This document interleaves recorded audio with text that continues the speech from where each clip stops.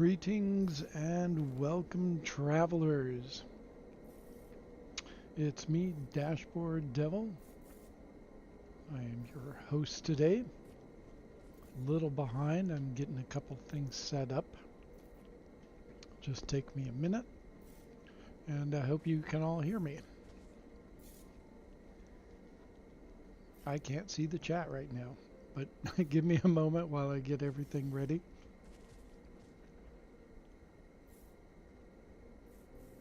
And I will get there soon.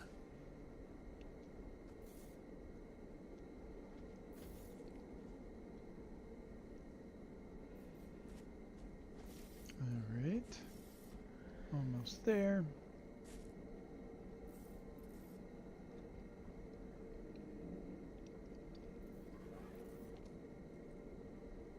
Come on. Here we go. And I'm in. Hey there, Andre and Zesty. Welcome in today. Hope you're doing well. Thank you for joining in on this fine Tuesday. All right. Nom indeed. We're gonna do some decorating on the inside today. Decorate the belly of the beast, as it were. And just checking something else real quick, like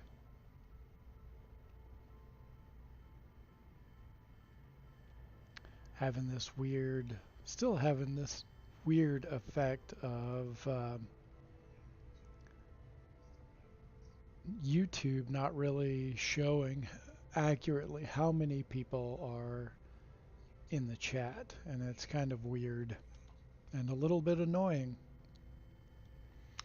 Okay, so first I'll go over a couple of minor things that I've switched. If you haven't checked out the last stream here. Oh, got a little echo happening because the volume is turned up on my phone monitor. All right, so let's get some light out here.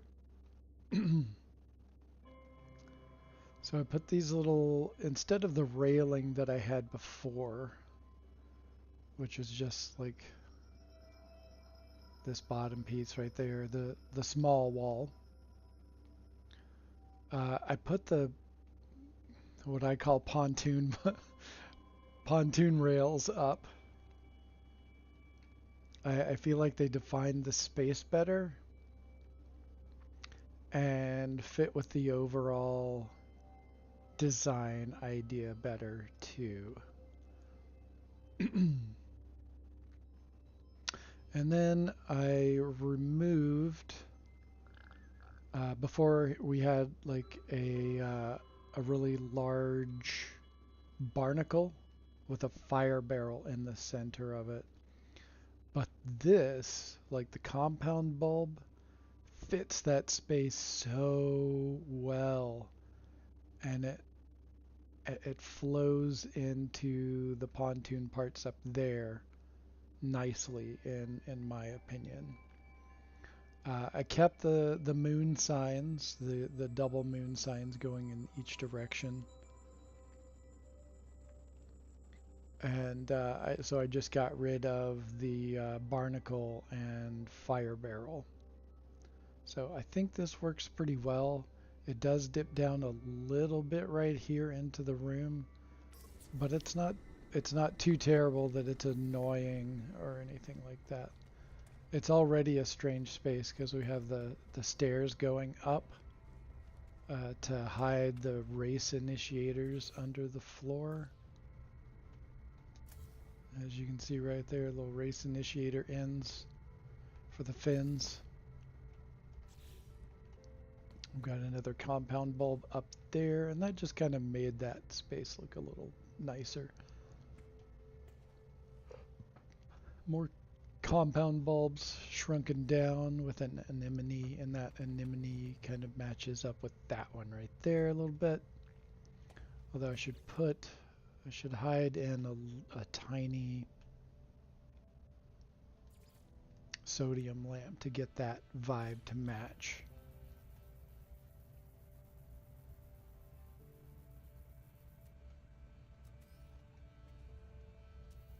See how tiny we can make that.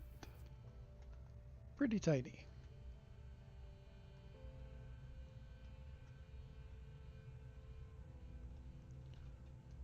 How far back can we sink it in? That's really the question.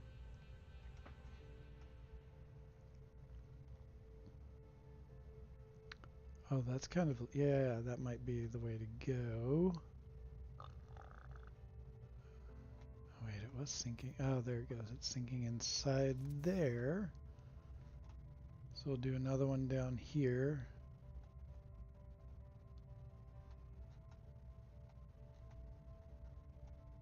If we can get that to, let's go put it on this side.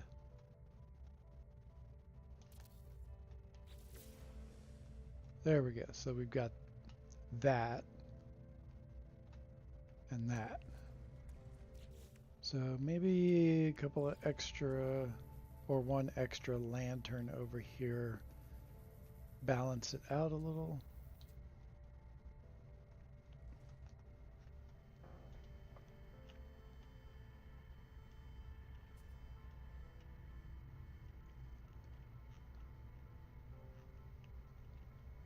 Maybe on the back side a little bit.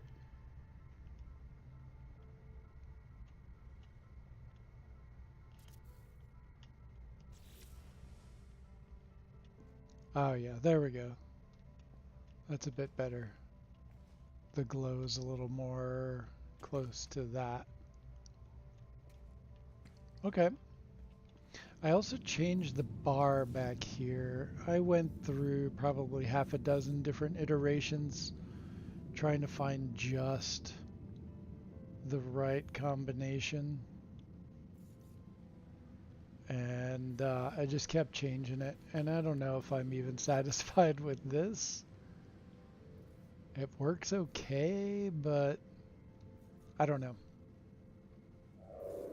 And then I put this down here, this little server. I just felt like it fit with the bubble pipes.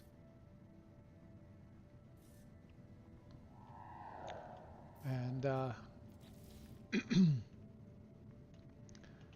we'll put a couple more of these. Kind of blend it in with the other one that's already there.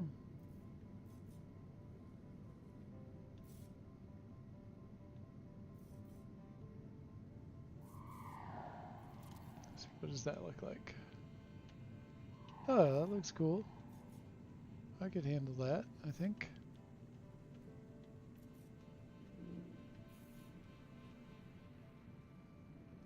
The trick is getting all of them to line up right. Oh yeah, there we go. That's even better.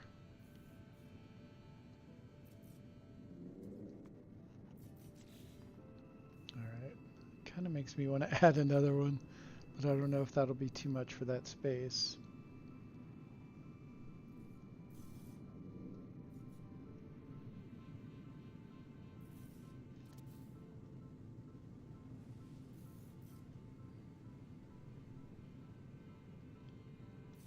So far, so good.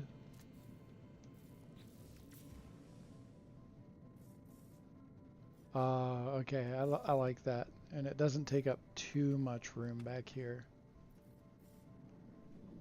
Originally had, so this had a curved bar piece and then like a little service beverage cooler kind of container thing there, but I think I'm going to localize all of the actual bar stuff over in the main part of the building. Thank you, Zesty. Glad you could join us today. I know work has been a little demanding, it seemed earlier in the over in Inris chat.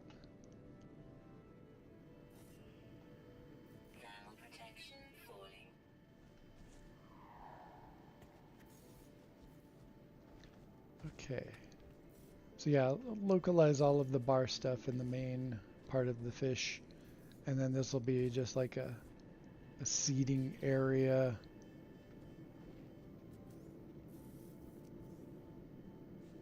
Nope, don't like that.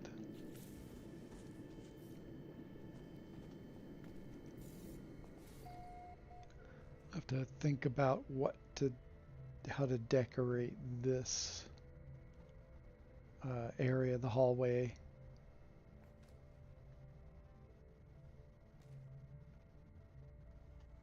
And yeah.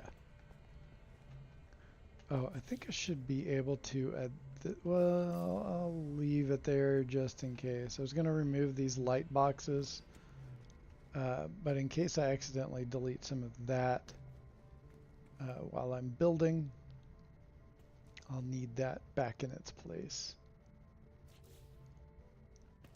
And so here's what it looks like. Left so many of the wires.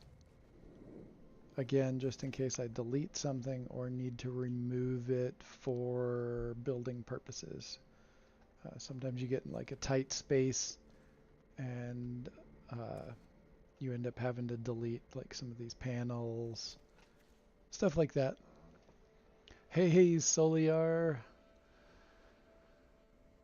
How are you doing? Nice fish you got there. Thank you. Thank you. Can you show me from the outside? Absolutely. Absolutely. This is the anglerfish. A little light out here. There's the mouth with all the teeth. I'm still thinking I wanted so the stalactites work for teeth, but I want to try to find a way to do something a little sharper and more menacing looking. But here we go. Here's the outside. We got all the race initiators for fins.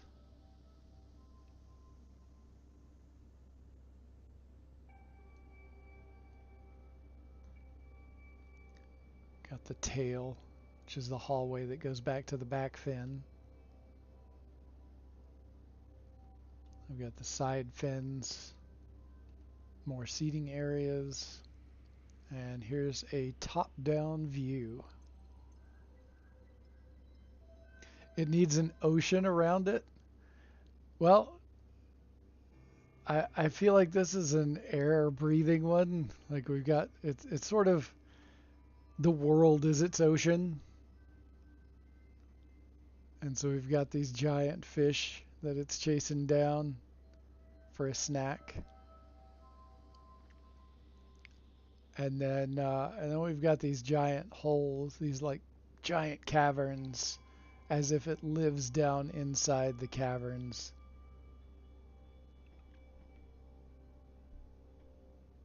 And there's just enough space for it to maneuver around and turn around and hang out.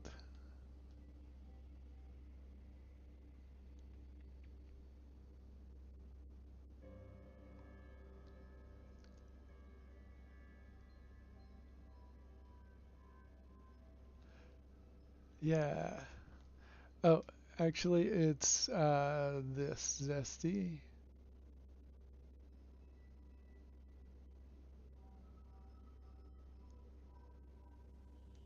I actually put together my list. I'll share that with you later, Zesty, if you'd like.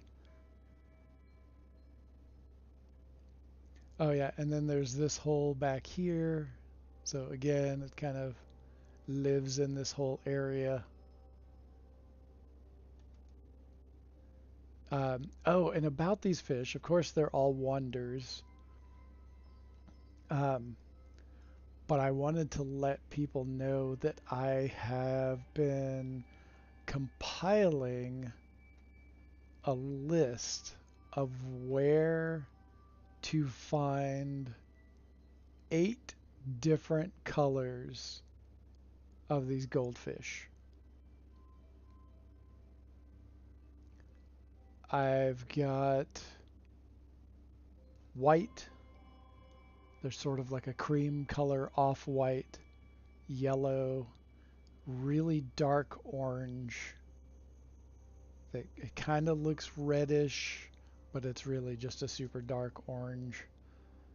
And then there's light blue, a teal color, a green, and then a lavender purple. So I'm putting together a list of planets that all those colors can be found on. Most of them are in Euclid. One or two of them are in Eisentam, but I'm trying to find everything in Euclid to make it as easy as possible, especially since they're all in purple stars. And it's going to be hard enough for players to get to the purple star systems, and I wanted to make it easy to have everything in Euclid. So I'm still working on that list, and I'm still hoping to find more colors. I've heard that there's a dark red, and I'm hoping that that is actually the case. And it would also be fun to find more colors along the way. But yeah, so and these are just sized to various sizes as wonders come. And then I made the one really big one kind of face off against the anglerfish. Of course, it's going to lose, but I thought it would be fun to have that. Um, actually, uh, putting the fish there was someone else's idea. I forget who it was, but someone in one of the streams. I have to see if I can go back and figure out who that was, because it was a great idea, and it's a really nice touch for this base. So yeah, that's where we're at so far. And let's see, where do we want to go? Oh, also, just for the heck of it, so this is an event system for No Man's High. I am the leader of the No Man's High hub. We've been around for like 5 years at this point, and I am the newly minted leader as of February of this year. And so we had a big event happen, and there should be a whole lot more bases up there, but they're not showing up right now for some reason. What is that one? Chronic horizontals. But yeah, tons of bases here, and I'll go ahead and throw up the coordinates. It is in a purple system, and it is in Euclid. So if anybody wants to join, check it out. Feel free.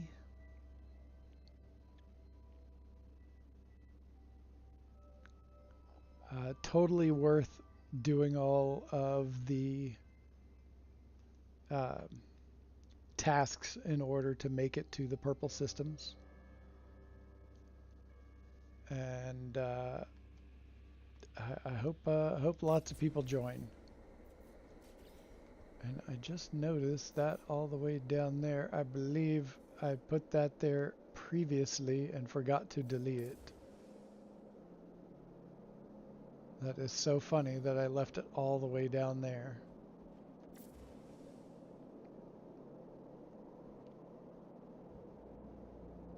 It's just taking me a minute to reach it.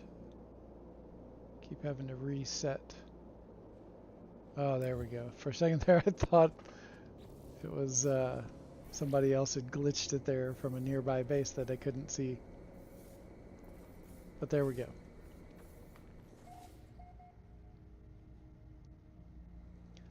Alright, 1 second. Got to do some behind the scenes thing for a quick second.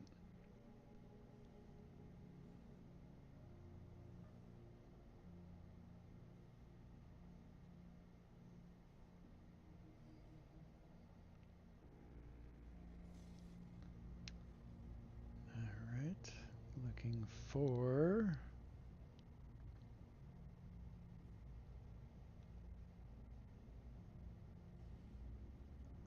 There we go. And post these two things. There we go. Zesty, check your inbox.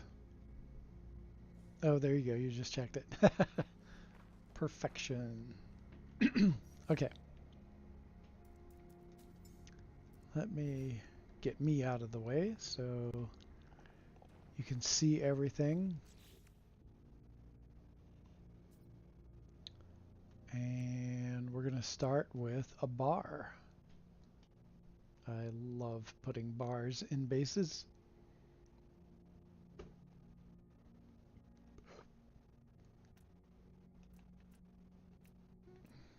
For a second there, it seemed like my things were frozen. It's working out right now.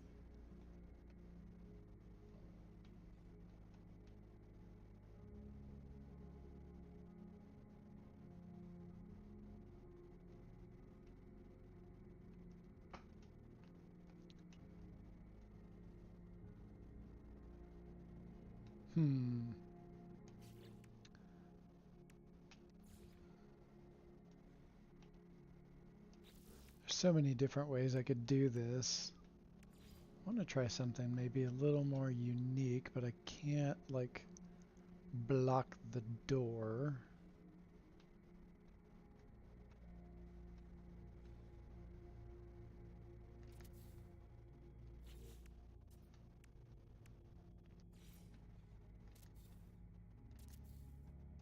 Oh, that's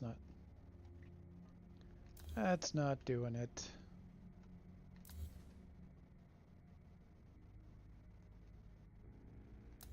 Okay, I think I need a guide of some sort.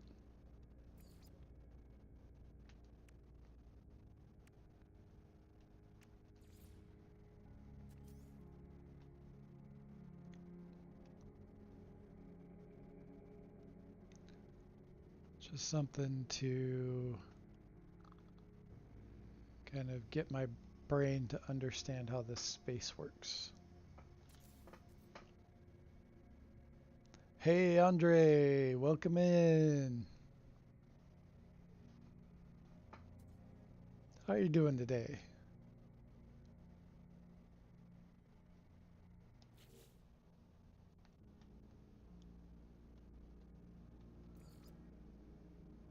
All right. Get some bar pieces.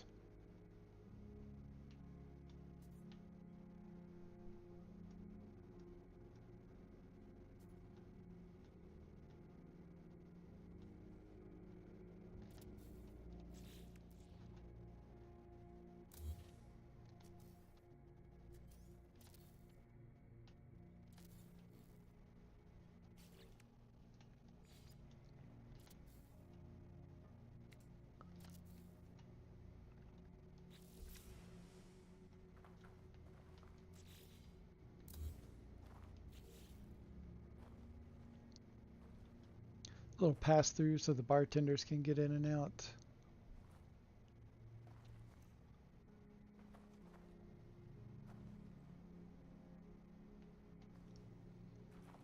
Although, I don't know. I wish we had other bar pieces. I know, like, you can do a lot with just these 3 pieces, but feel like I've done all this before. Oh, yeah, Andre. Mods. Mods are how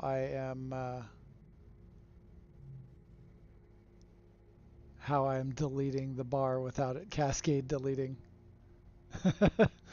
So for a while I thought that they had fixed it, but I didn't realize that was one of the perks of one of the mods that I've got. So yeah, I can just delete this all day and it's fine. But as soon as I take the mods out, it just the whole thing cascade deletes. And so every time there's an update and the mods are not working, I I have to not make sure and not try to mess with the bars at any of my bases, because then they get hosed. I accidentally did that once, and I had to. I just happened to have had a save point that I could go back to, fortunately, uh, but it was pretty upsetting for a minute there. I was like really distraught for a while. But yeah. Oh, I missed that other comment. Saw that mouth and decided to go eat something.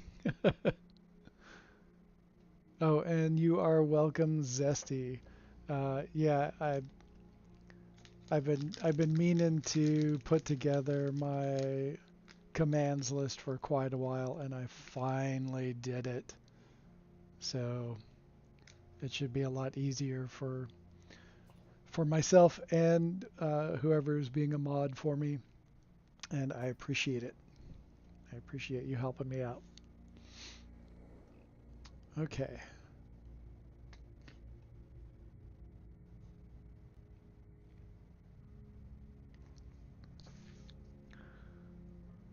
Huh.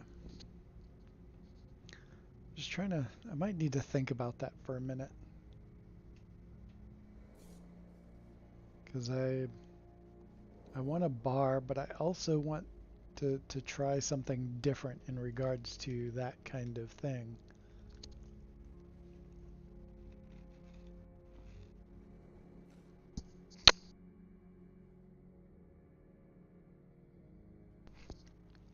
Hey, dead parrot. Geez, what is wrong with me? I'm playing an EA golf game and a roguelike deck building poker game instead of NMS. Right? What are you doing, man?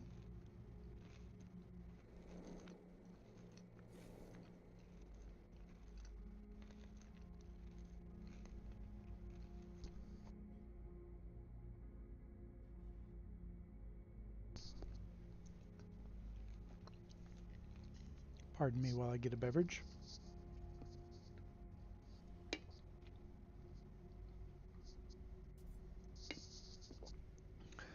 Branching out, dead parrot? What do you mean?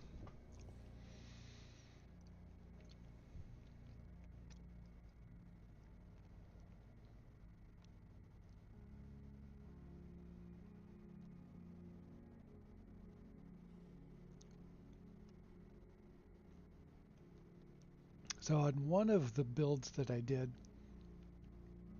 and we might do it on here, um, I made a little, like a bar flap. You know, like when you go to a bar and they have an island bar like this, it's like there's no way to get into the bar. Well, they have like a little flap somewhere and they pop it open, go through, and then they're inside. Bar flap. For years, all I played was NMS. Oh yeah, yeah, yeah. You know that's been me for the most part too. I have been doing a little bit here and there. I'm on my second run through of uh, Cyberpunk, and I'm loving it still.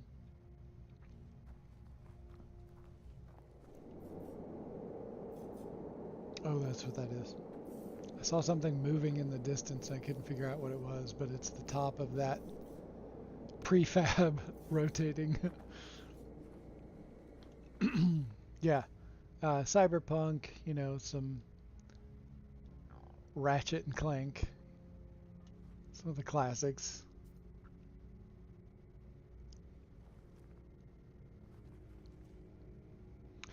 Yeah, Cyberpunk is a lot of fun, uh, and I was really disappointed. Oh, look how close those are flying down. I was super disappointed when they were only going to do that one DLC, Phantom Liberty, but they weren't going to do anything else. Well, I heard recently that they are going to do a sequel to Cyberpunk, and that makes me very happy. They weren't going to at first, but then I think with Phantom Liberty, they blew away even Witcher numbers of concurrent players. So they're like, well, I think we're going to have to revisit this. So that is in the works. The poker game is addictive? Sure, man. That's like a dopamine rush. Hell yeah. Golf game just gives me nostalgia to Tiger Woods golf from 21 years ago. Right on. All right, let's see if we can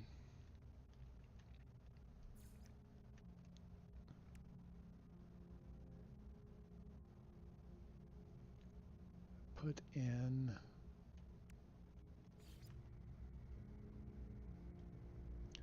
I so I did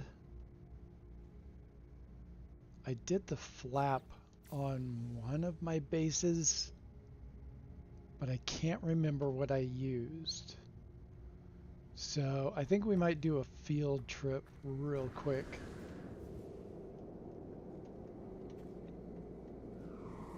Is it on this save file is really the question.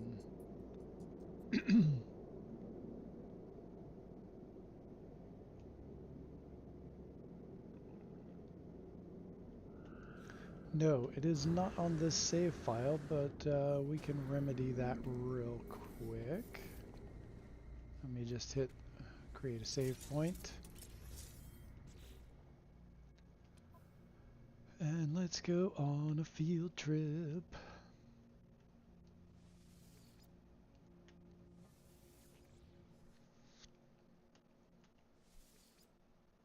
All right. So it should be on this one.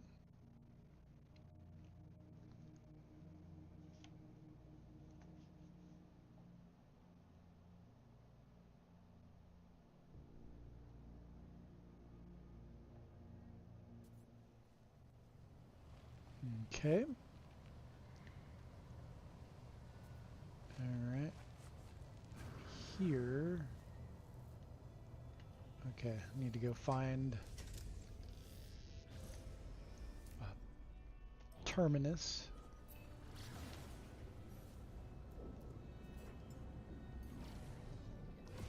On board my freighter is probably going to be the fastest way to get to one.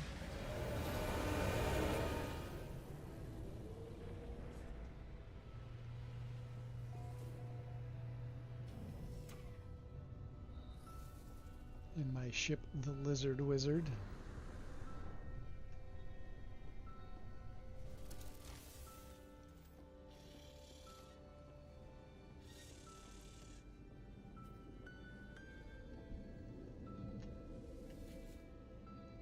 And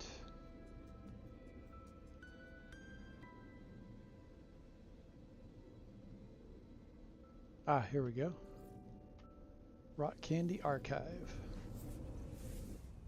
And this is a base that I am planning on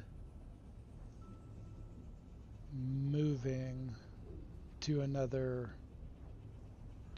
system. Worlds totally trashed the planet. I mean, it's okay, but it's not like It's just it's just not what it was before. It was dissonant, but I had glowing grass out here, and it was way cooler than this. That's a where the okay, that's a new one. This big stick thing and this big boulder. Odd. That was not there before. The hard part is finding a dissonant.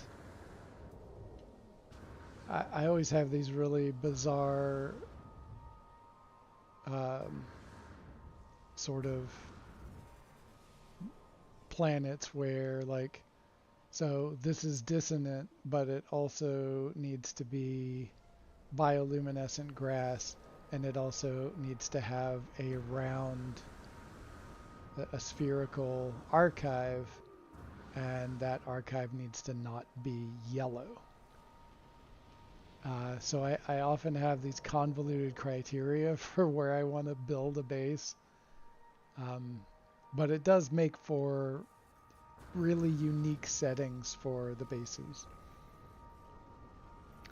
They really blow your eardrums out if you don't line up your landing on a freighter. Yeah, it's really weird. So I've shown this base before. Not everyone has seen it though. It is just over 3,000 parts, or just right at 3,000 parts if I remember correctly. This is stuck in the gravity well. Can't land. Used to be able to land on these, but I can't anymore. Probably because it messed with everything. But yeah, so this was a really fun base to put together. This was the first part of it, this little tunnel.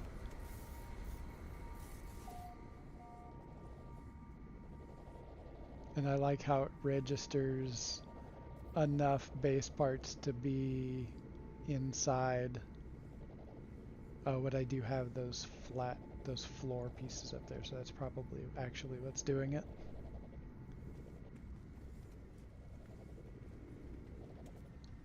And everything is really vibrant. Incredibly vibrant. I've got a 4070 Ti Super GeForce card, and everything is turned up to ultra. But let's go over to the bar that I was referring to previously. Here's the entrance.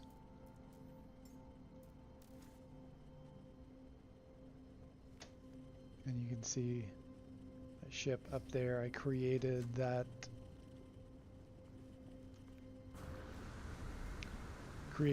landing pad up there because when I would warp into this base, it would put my ship in random places like inside of the archive, and so I couldn't really fly out very easily. So I built that landing pad and then this one over here.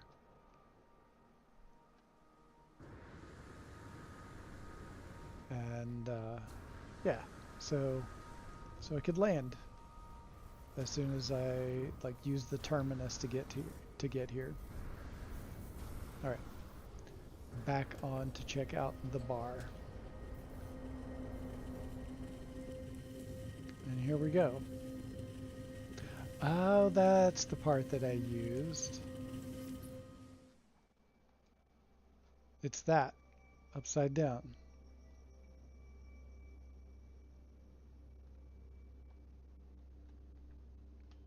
So the back side of it has this really cool look to it. And I did something different at each one of these. There's 4 of them on the base, or on the bar. So this one's a turntable. Got the system record playing.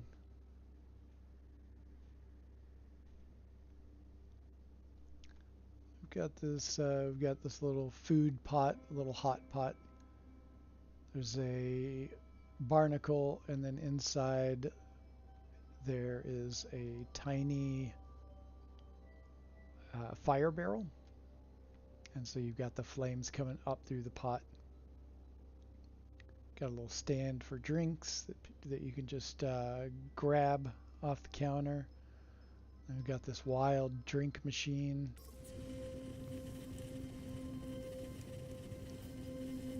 That lights up. There's a pretty good merge with the heating unit here, as well as all the other parts that I put in. Hear me out. A mod that allows you to selectively hide floor panels you can register indoor without losing the view. That'd be amazing. Yeah, now I see how you hit that many base parts. I'll have a macchiato. Of course, coming right up. We've got all these little cups. And then, so here we've got this again. There's a little terrarium, and then this one's lifted up instead of flat. Just looking at how I did that. Yeah, and then so one of my bartenders, I use these bartenders on all of my bar bases. The jelly with the animal, with the fauna sticker. It didn't used to bleed onto the bong here, but now it is, and that's kind of odd. Wonder if I can take that off and redo it. And then there's a little weed pipe and a little beverage. And so the bartender is taking that. It's one of the pallets. That's the tray that I use. And then we've got some food on the bar. And so these are little trucks that bring food and beverages to the bar people, the people that are sitting at the bar.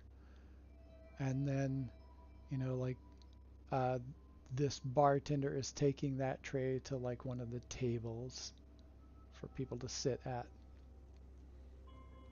And then so the idea behind these little trucks, it even has a little headlight on it. They take away the dirty dishes, and then they deliver food. And this one is in the middle of beaming out. So there's the little ball like it's dematerializing. So it's about to beam out. And then go get more food or what have you. So here's a little mushroom dish. And then the next little bar flap.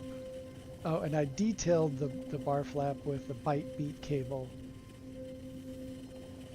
And the bar edge right here, bite beat cable. And that's what's making that sort of droning sound.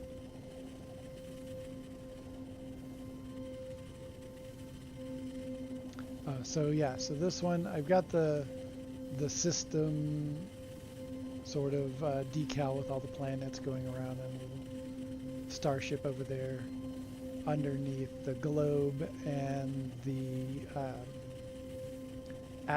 frozen Atlas statue kind of merged together.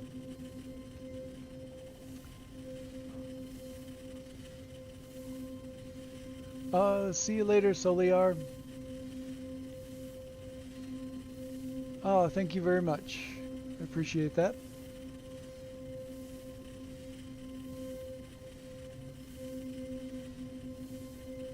It really is the little things that make it pop, for sure. I am so big into all the details.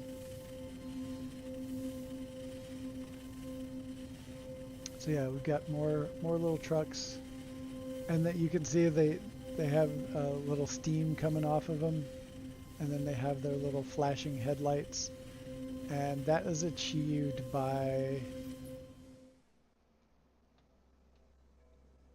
having,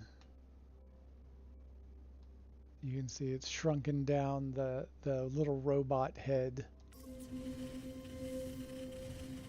Oh, actually it's not the beat cable making that sound, it's these little sound things right here.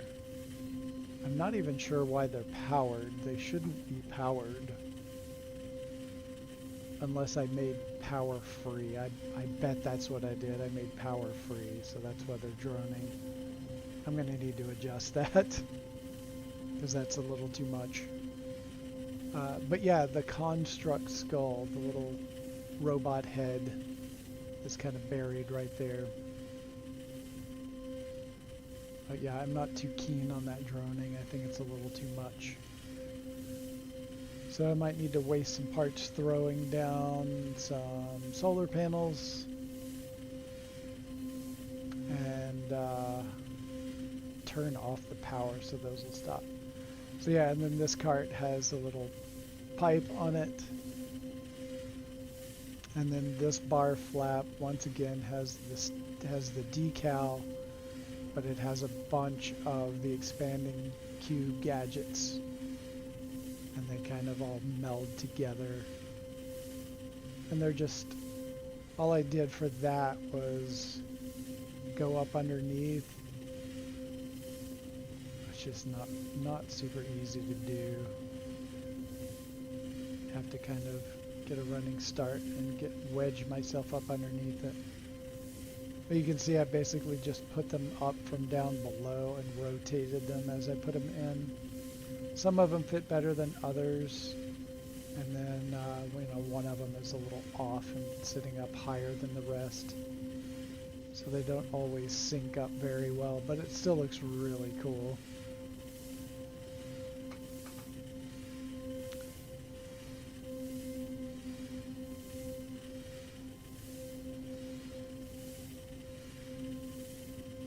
Someone should make a board game with statuses as game pieces. Space Monopoly. You can find the 3D files out there to print your own if you have a 3D printer, of course. Yeah. Oh, okay, I see. Yeah, so that's this. I have shown this base before, but not a ton of people have seen it. Here's another drink. Another beverage unit, little taps for like beer taps on top of the little spigot parts. And then the little cup right underneath there, just wedged underneath there. That was not easy to squeeze that in there. I probably could have done it better if I had messed with it for a while, but it works close enough, I think. I do like the beer taps, the tap pulls.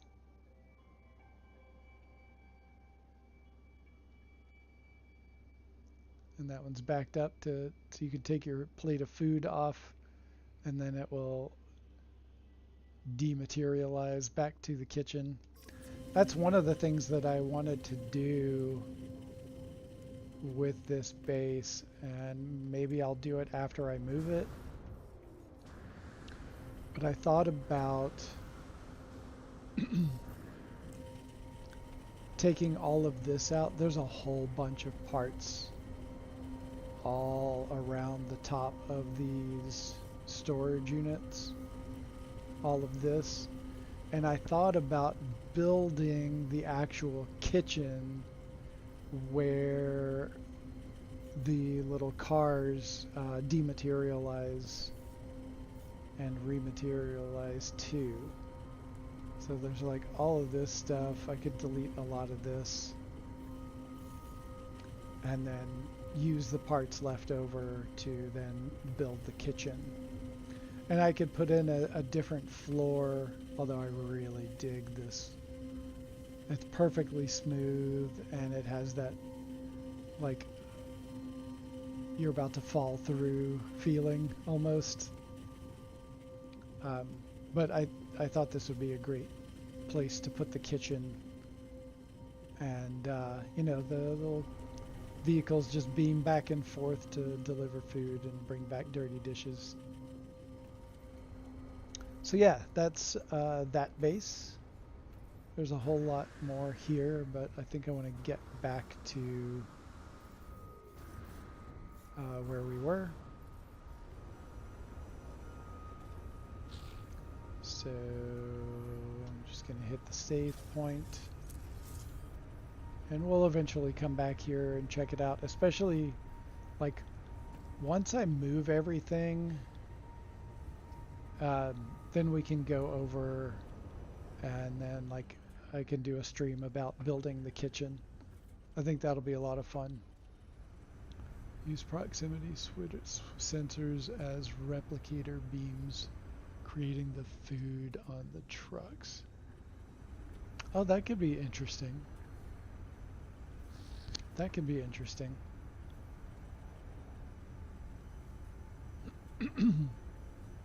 There's also Living Loud. Wasn't it Living Loud that did some food replicators in in a couple of his bases?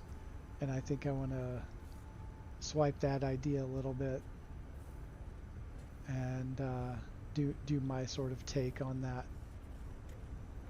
in the kitchen. That might be fun, and then have like an actual cooking station as well. That'd be fun. And especially since, okay, another side trip. Especially since I recently did a whole kitchen, a massive kitchen, and I've got some great ideas there that I could carry forward to the kitchen on the base that we just left. Earl Grey hot. That would be fun.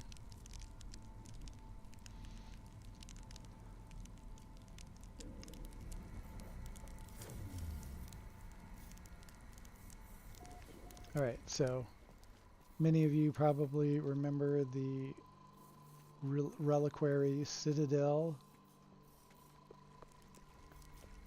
And we can go back to the kitchen. And this is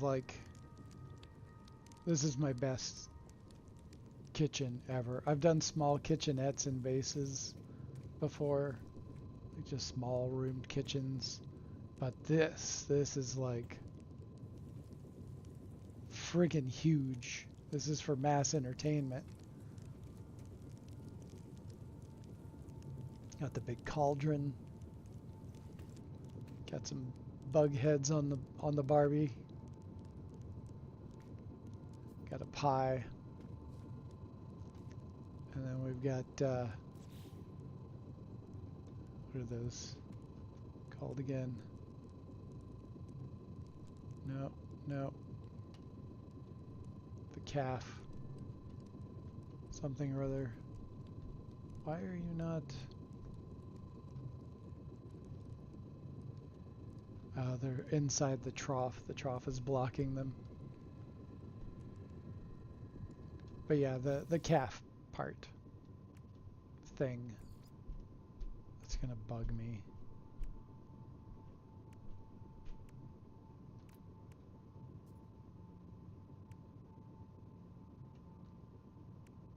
Organic frigate calf.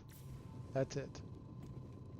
So yeah, so you know, building all of this has given me like, you know, it spurned some other ideas that didn't really fit in this base. So it would be fun to take this over to that last base that we were at.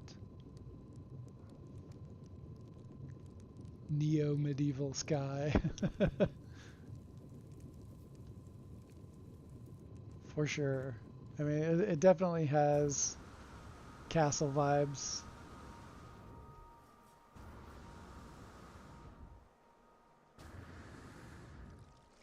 So yeah, for sure.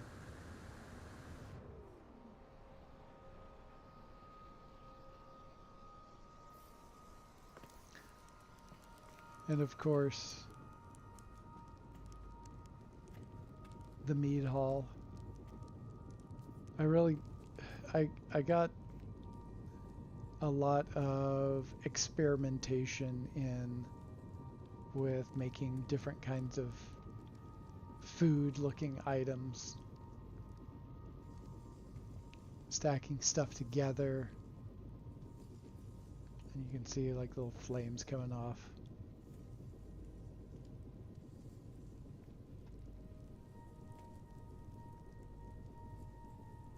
And I tried to stretch myself with making new kinds of foods to put out. I one of my favorites is the souffle, and I love this one over here with the jelly, and this one, of course. It fit just so nicely.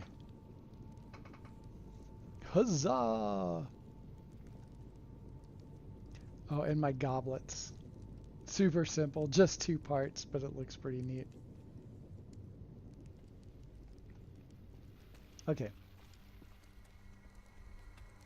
Gonna hit the save button and then head back to the Anglerfish, which is where we're supposed to be. Kinda.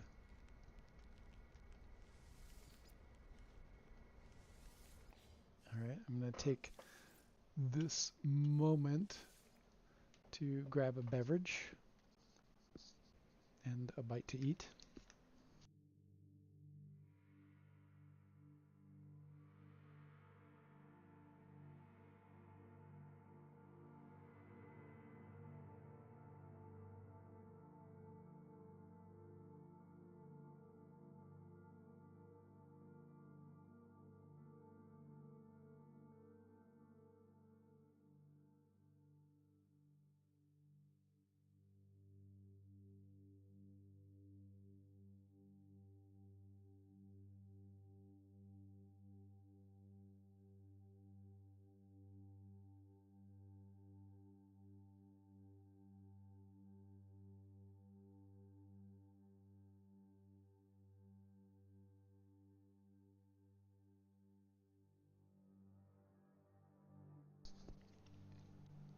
Yeah, for sure, Dead Parrot. The souffle did take forever. End result was really nice. You wouldn't think it would take forever with just 2 little pieces. But sizing them up to just the right place, it's not like I could have done a like a couple of snap points. It didn't really work like that.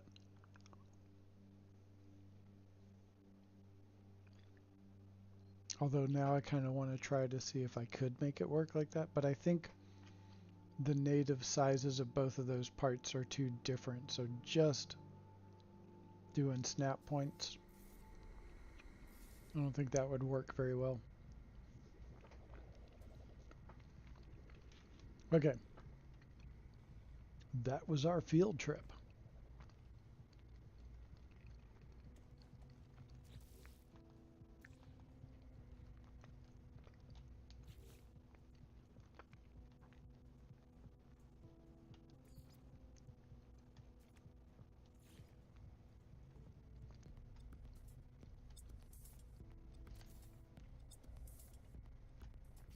So I'm placing that there.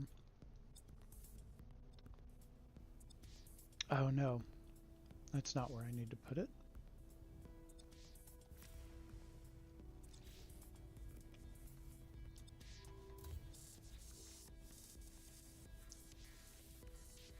I need to use the small one.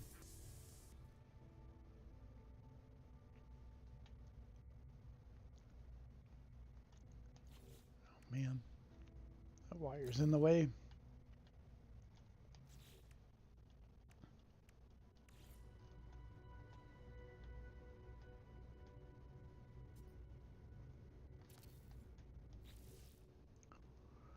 And now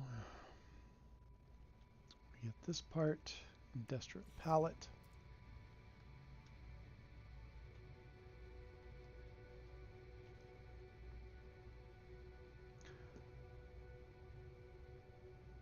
Can't recognize any of these dishes. Must be Australian stuff.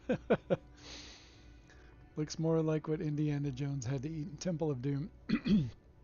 I do sometimes think about that when I'm doing weird foods in No Man's Sky. Okay, I have to go do stuff. Excellent content as usual. Thank you, Dead Parrot. I appreciate that. Thanks for stopping by and have a great day. Tell the missus I said hello.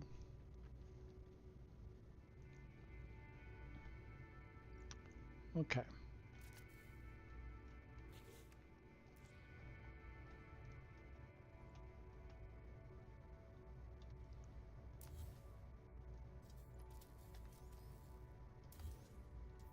Spin this around.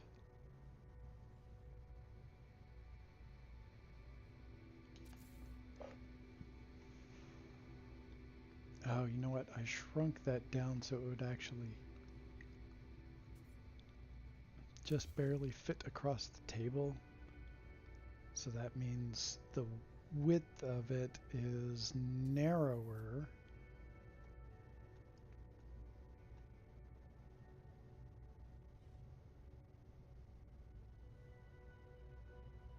And that means I need to then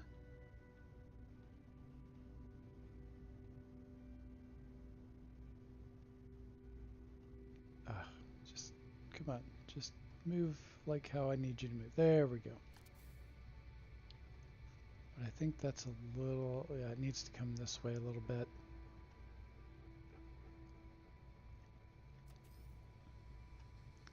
So I'll just stack a second one on top of that one.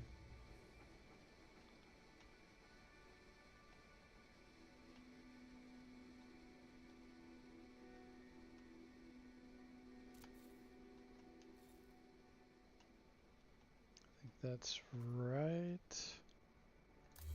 Delete that one out. Yeah, and then come over here and get the barrel fabricator.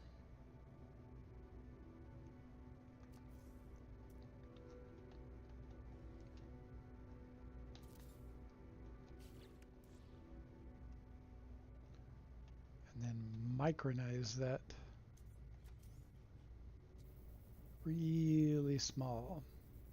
I didn't do this on the other base, but I did do it on another build that I'm hoping to be able to show everyone before too long. It's wrapped up in another project with some other people, and yeah, it's really, I've had this build under wraps for a very long time, and it's a little, um, let's just say I can't wait to share it with everyone. It's been under wraps for quite a while, and I think everyone will really like it. And I have to leave it at that because it's a top secret project for right now. And so I kind of made these as like little hinges on the super secret build.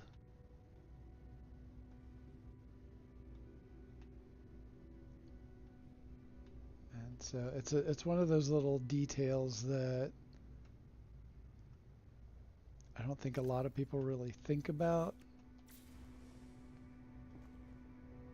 I think it needs to, you can't even see that I've done it. All right, it needs to be a little larger than that, I think. I am definitely all about the details.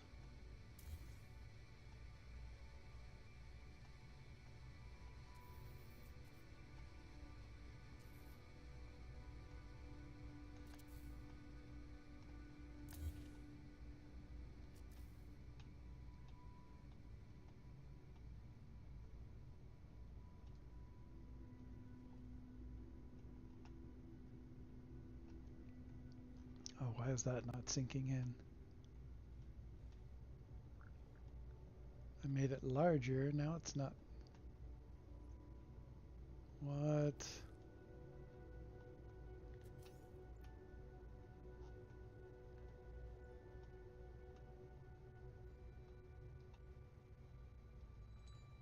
What is blocking it?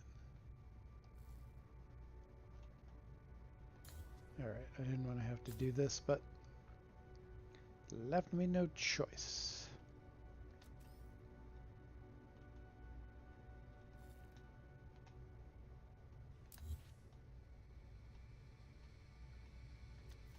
Alright, that's bugging me a little bit. Why is it suddenly... Like, where's that even... Can't even touch it.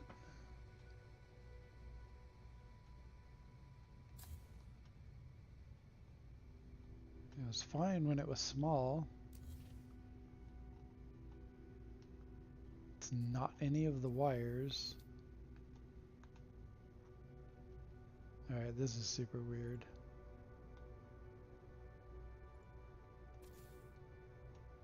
Oh wait, is there another one inside of it? It says search.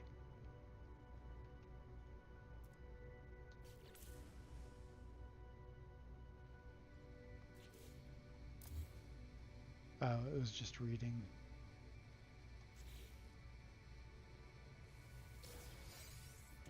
Okay, that belongs to that one.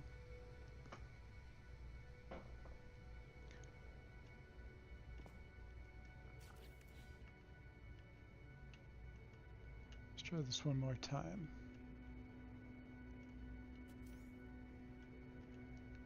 Oh, that is so weird. How come it worked before, but now it's not working?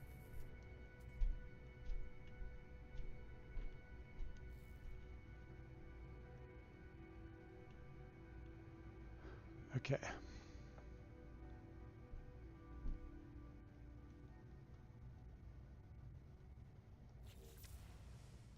Alright, I'm going to try this. I'm going to go over here, create a save point, and reload that restore point.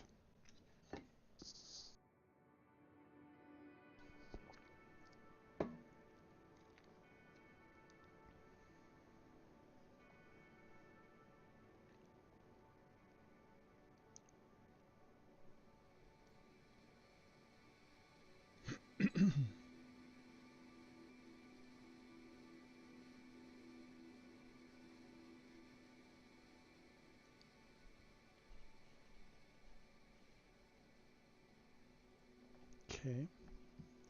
Any day now, please.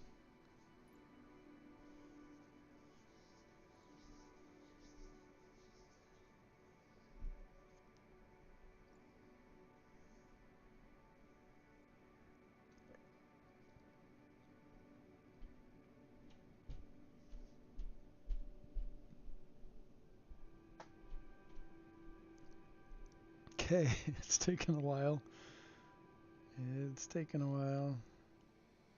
Sometimes this planet does take a while to log into, but it doesn't usually take this long. It's kind of odd at this point.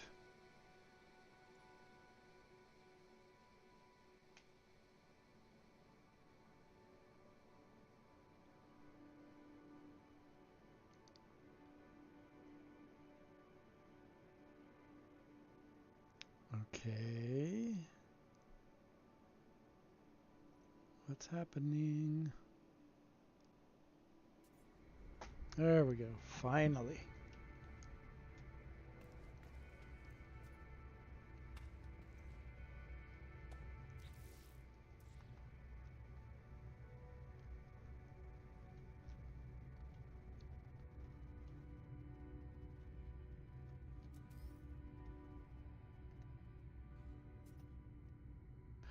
Oh, I bet I know what it is. I'll take this one. Yep, that's what it was. The top of it has a hitbox that is larger, much larger, and it interferes.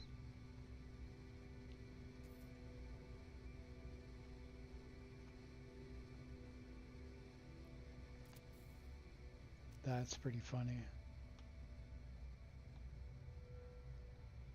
And now I can put this one over here since it doesn't have one underneath it.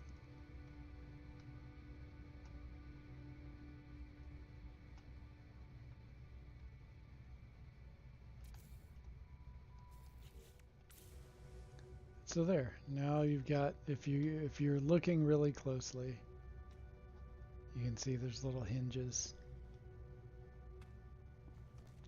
Those are the kind of details I like to put in, and you can see up top hinges.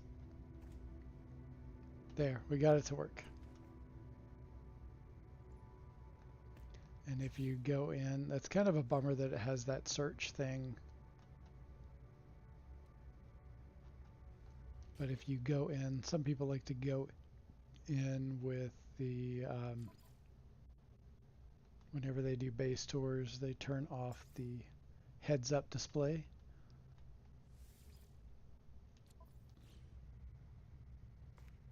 So there you can see it.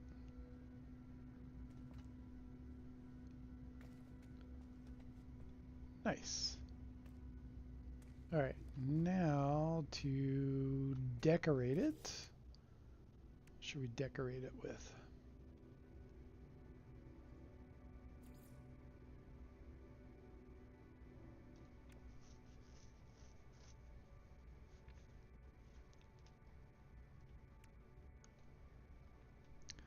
Get some decals.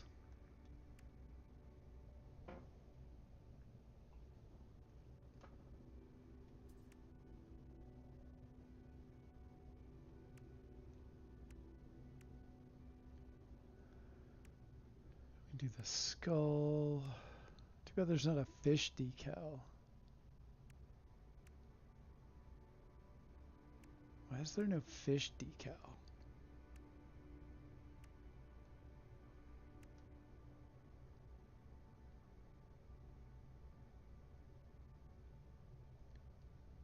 Nothing there. Could do the Lost Bathysphere decal.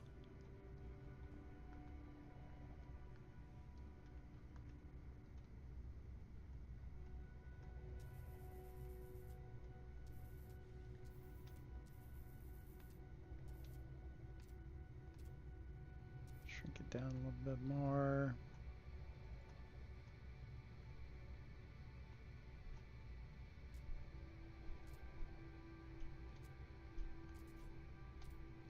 It's always hard to get it just perfect.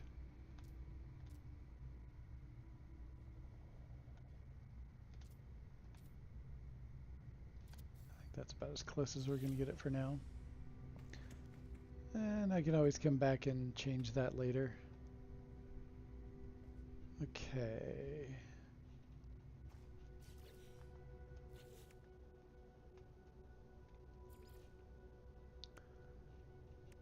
Get some more countertop pieces and do like a hopper bar back here.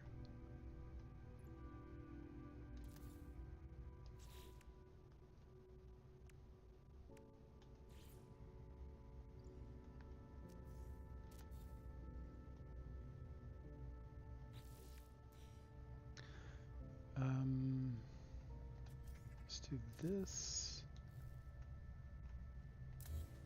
Do that.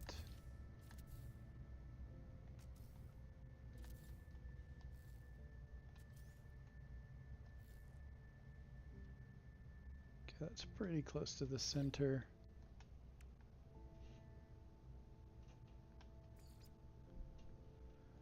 And where was I? Oh yeah.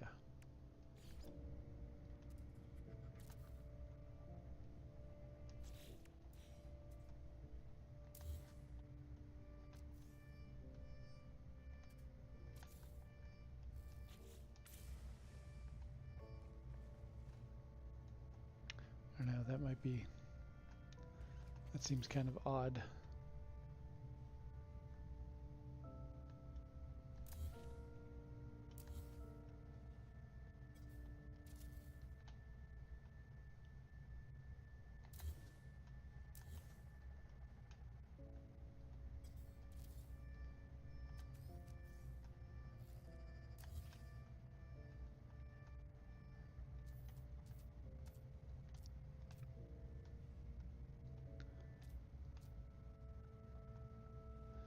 Builder's hush.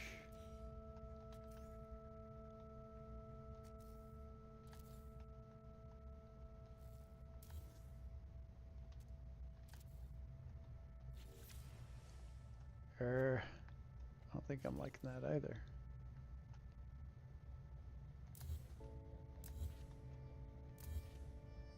It's too large of a space.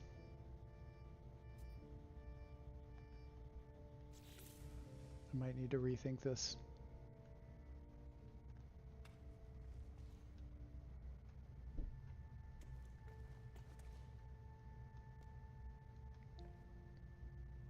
Might need to take this apart. I don't like that idea. But this is too large of a space to really have that much of it open. That's just the way I am, though. Your mileage may vary.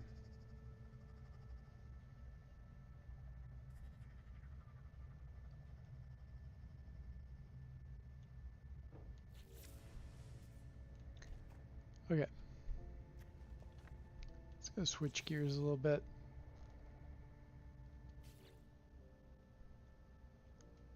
And come up with some seating.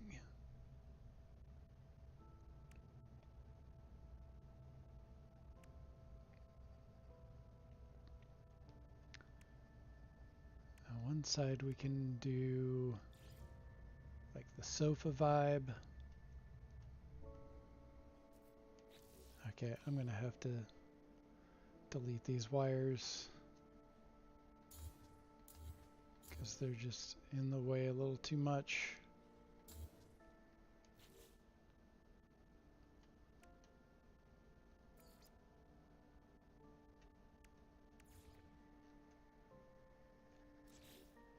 Colors are we going to use? What did we use outside? It's probably the purple and blue one, I think.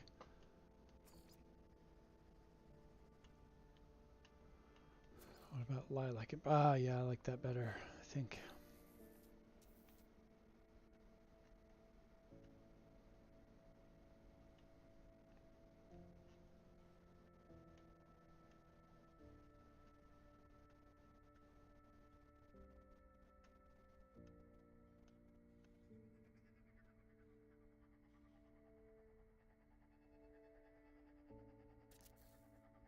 Okay.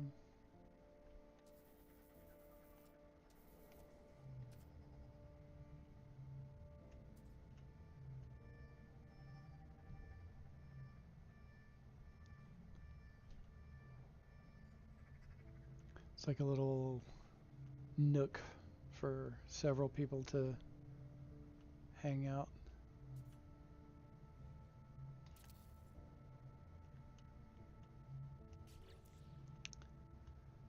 I sure hope that in one of these updates that we have an overhaul of the building system. There was that new building system that was discovered in the game files a while back. And it looked like it was a pretty good system. So hopefully we get that eventually. It sure would help to, like, I did a pretty decent job of lining this up, but like the grid system that was in that data mined information would have been so sweet to be able to add things in. Gotta go. Thanks for the fun. Enjoy the rest of the stream. Bye, everyone. See you later, Andre. Have a great day, and we'll catch you next time.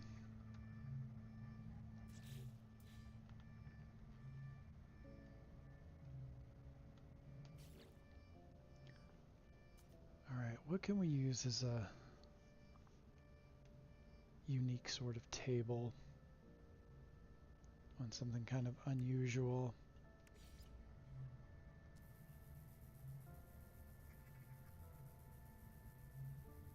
Quirky even.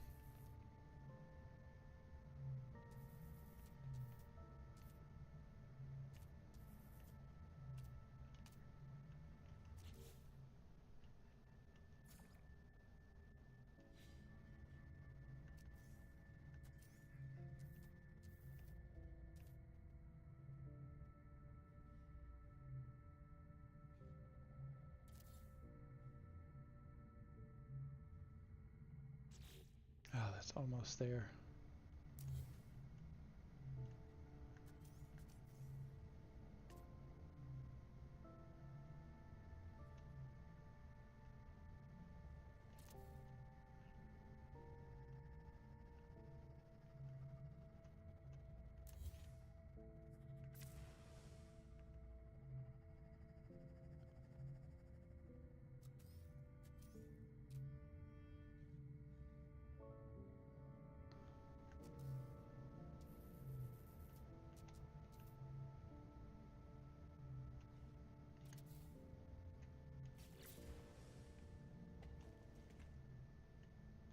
That's pretty close to level.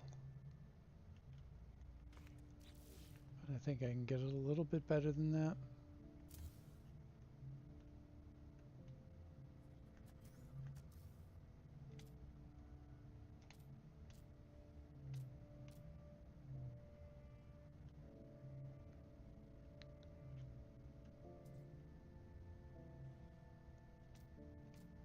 Helps to put it up close to something that is generally considered level.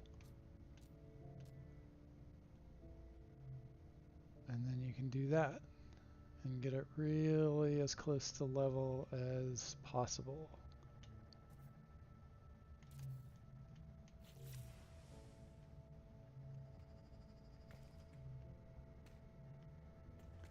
And then we'll, let's see, can I first add a texture? Ooh, I can add a texture. Oh, trippy. This is a mod, by the way, that's allowing me to do this. You can add textures to some things with a glitch, and I'll show you that in just a little bit. So that's the normal way. Oh, wow. Okay. This was way better than expected. Alright, I think I'm going to go this route because it matches the blue of the race initiators. I mean, there's obviously that, but this gives it a whole new look that I hadn't even considered before. So, with that, get a sphere, drop this down in size.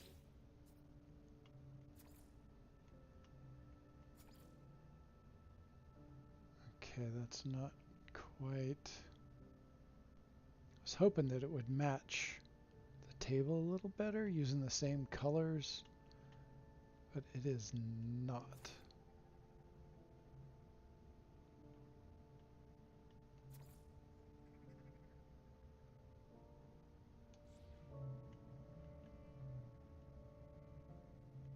Oh, that's interesting. Little. Let's see what that looks like.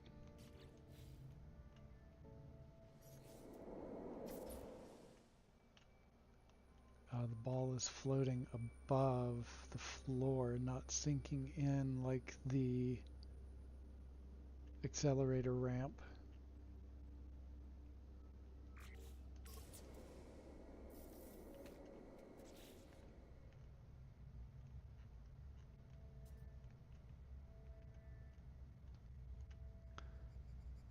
That still has an interesting vibe to it. Sorry for the crazy camera tilt there.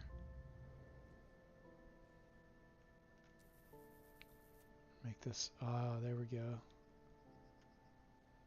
That's just kind of fun.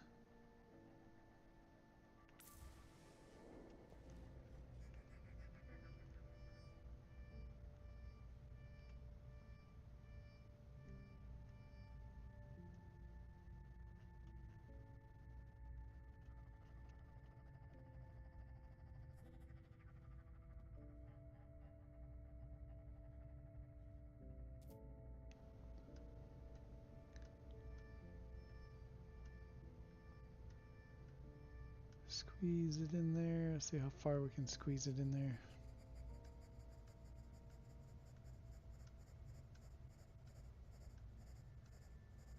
Okay, that's as far as we can squeeze it in there.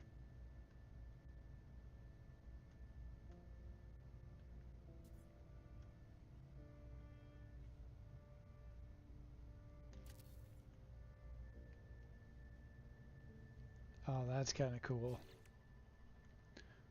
Okay, and then I'll put another shape.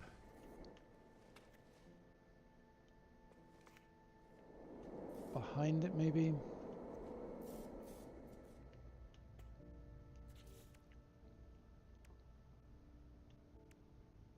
Another wedge type shape in the other direction.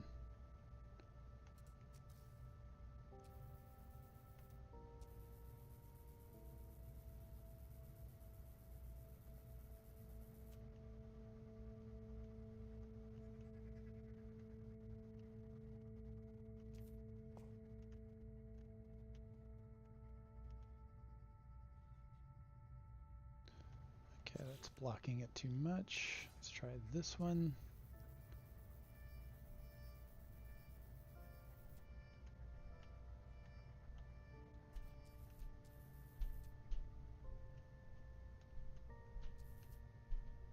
Okay, that's the same either direction.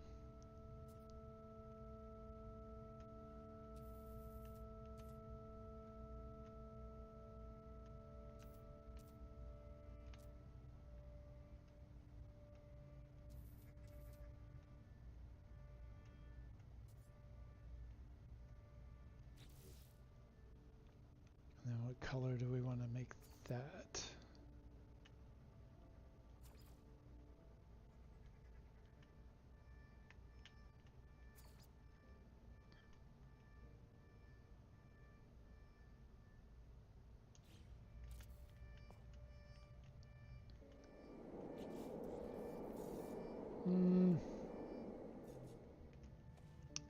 I don't know.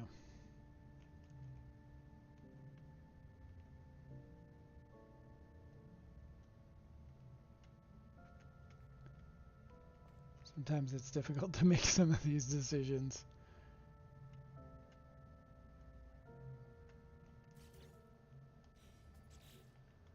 Oh, I need to bring my heads-up display back.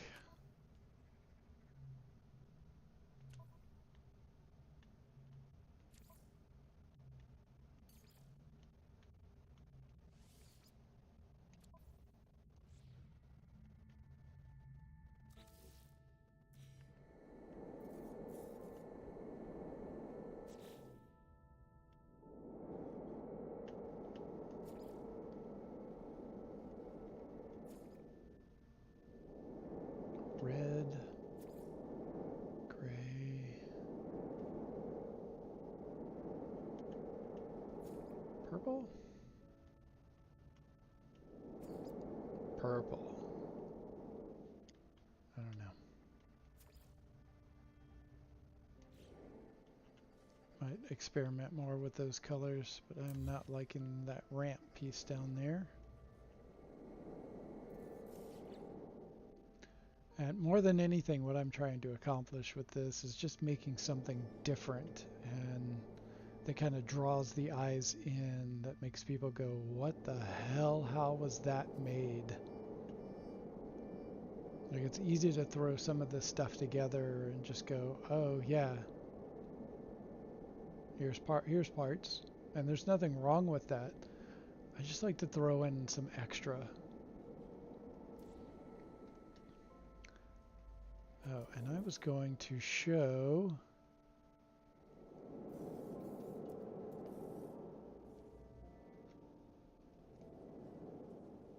how to. So we've got the race obstacle. And now we're going to grab the emergency light. And this is how we're going to glitch the material pattern and the color onto that. You can natively change the color on this object at any time. I don't think you can change normally the material. So how you would do that is by this. So you've got the emergency light, and you pick whatever color you want, and then whatever texture you want, and then you place that. And as soon as you place it, you go back into your build menu, and it retains those choices inside. So then we'll come over here, back to our race obstacle, and it should bring that texture over, and it did.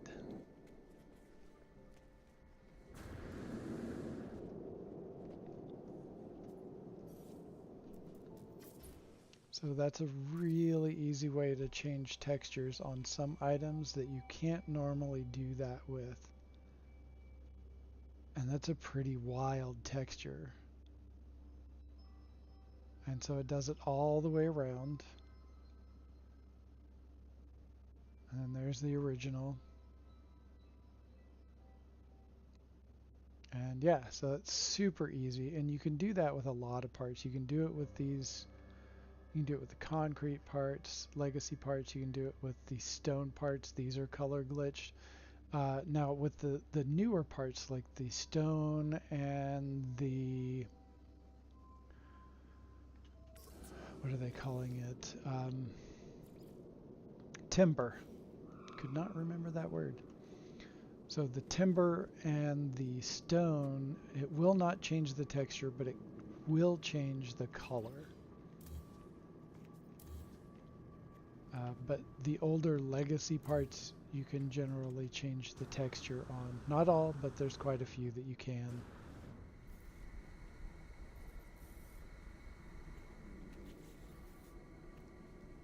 Yo, shock and awe, welcome in. Hope you're doing well today. Thank you for joining. We are building out some interior, coming up with like a unique vibe for a table.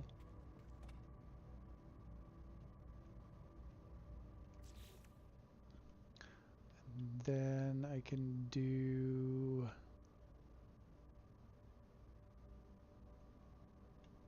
let's see, what do we want to do here?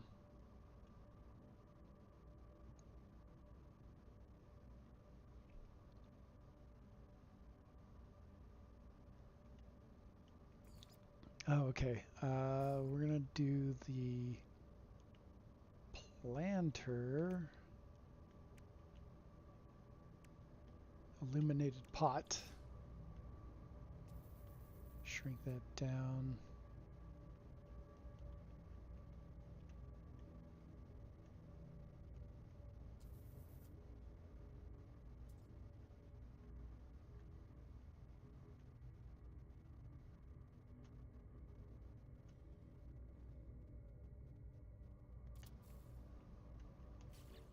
And then put a plant on top of that, and we'll resize the plant to fit that pot.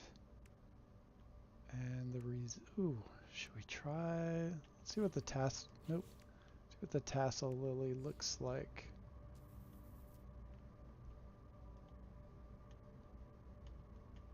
On that pot. Oh, I think that's gonna work.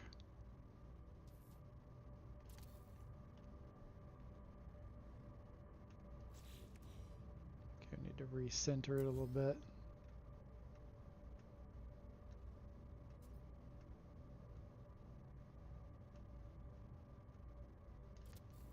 Let's see, how does that look now? Slightly over.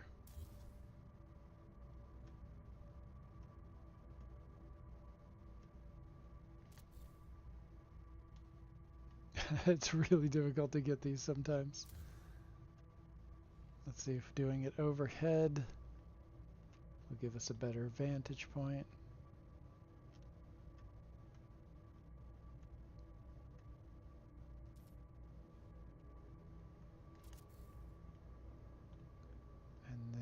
change the color.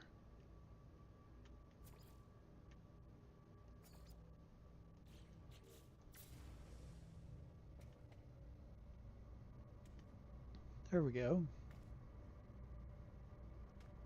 And then you've got the blue light from the illuminated pot, kind of adding some more drama to the lily flower that's in the pot. And that's kind of nice looking.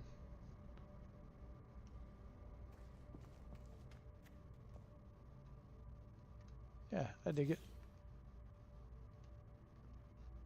I'm going to change that texture.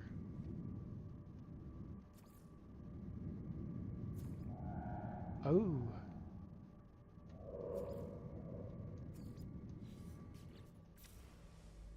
I like that better. That goes with the flower nicely.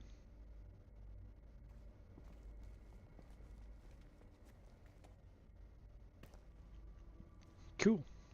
I dig it.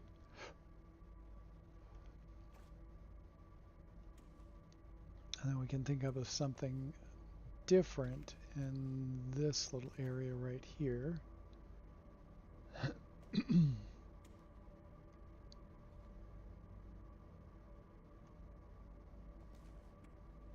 Some like nice, some tables maybe. I'll think about that.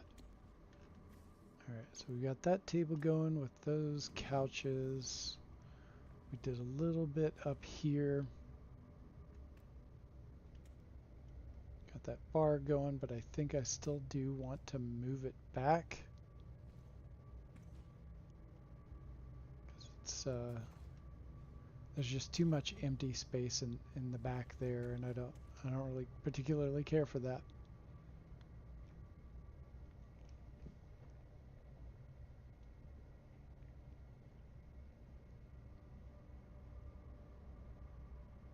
Okay. Alright. Gotta figure out what to do with those spots.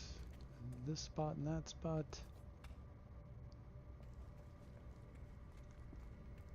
What about this tunnel?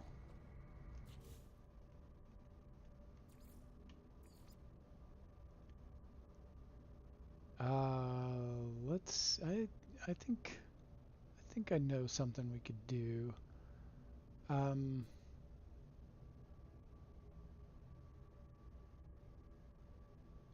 What's the best way to do that?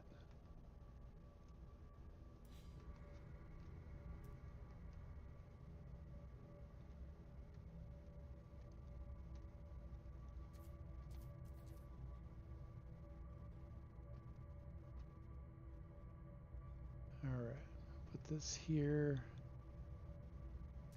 Okay, I might have to center that compound bulb because it's not really center. I just noticed that.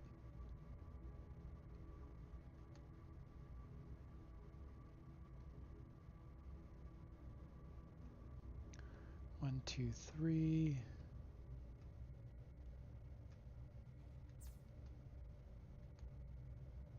Two, three.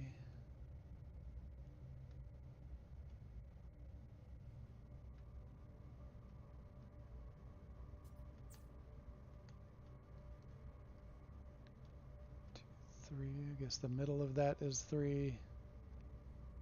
Maybe. That's not very reliable.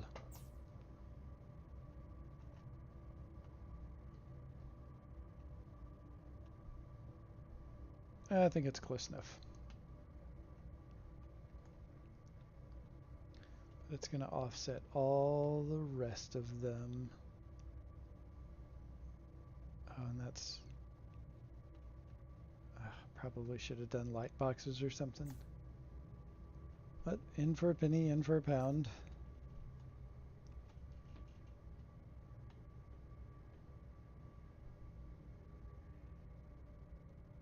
Okay.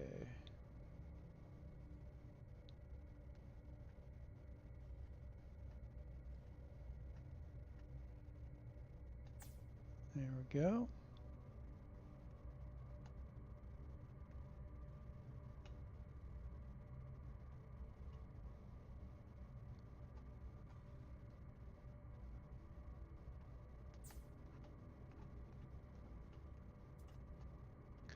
And so when you're putting in these wire snap points, why is... Okay, that's not... Oh, I put them in the wrong spot, no wonder. Okay. Attached it to the wrong point.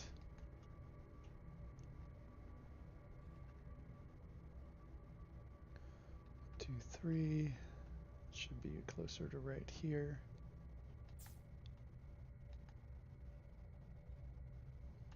And then just like before, it's going to float out here. So yeah, when you're putting snap points in like this, just drawing them by hand, so to speak. When you put it in upside down, it makes whatever you snap to it upside down. And that's one easy way of getting something in the place that you want it in an upside down mode, so to speak. So then you can do this, and let's see, what kind of object do we want? So we could do, see what the tassel lilies look like.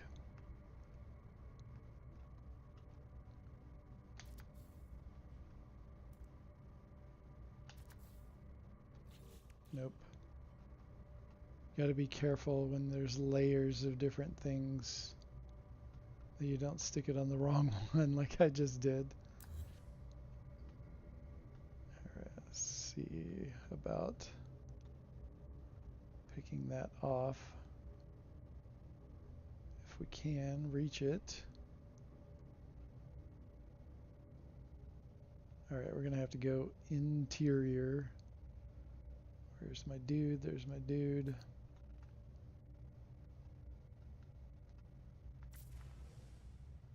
All right, now I'm inside. I'm not close enough.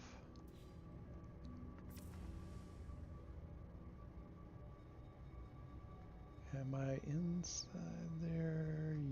Oh, man. Cannot quite reach the lily inside. All right, so what I'm going to need to do, go outside.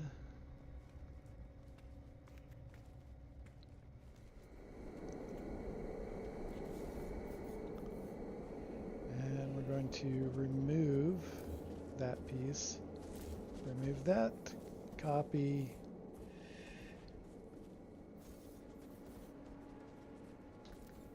And then drop that back into place. That's why we leave our snap points. Until the very end, that's why we leave our snap points.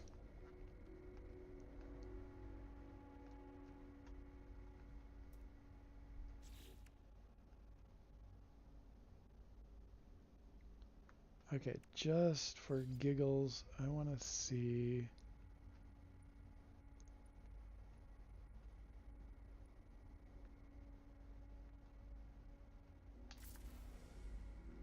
what that looks like.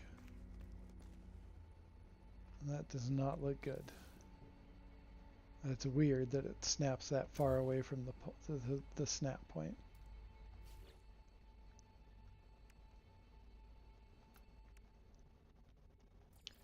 All right, we're going to try something different.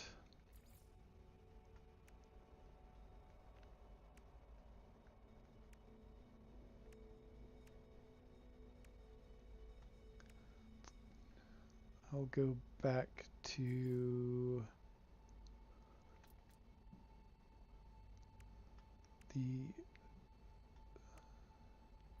smaller regular tassel lily.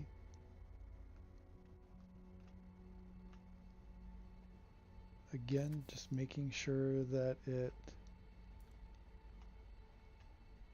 I'm connecting it to the right point.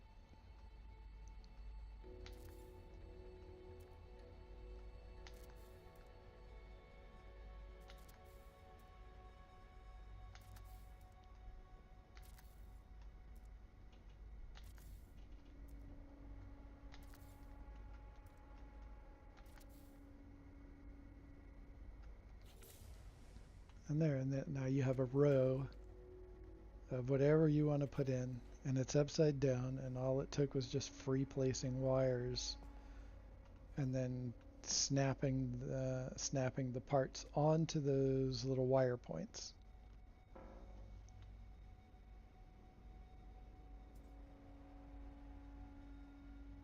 It takes a couple of minutes to do, but it's well worth it. And it's basically what I've shown before on the Octo cabinet.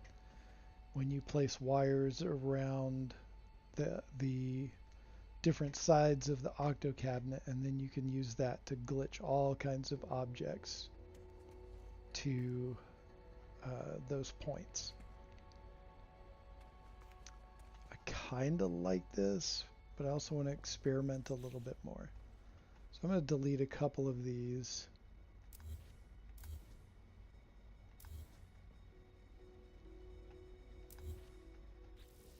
And find some other objects. If it were a different build, I would do like a whole set of bones. I think that might be cool for some things. But this build doesn't quite have that vibe.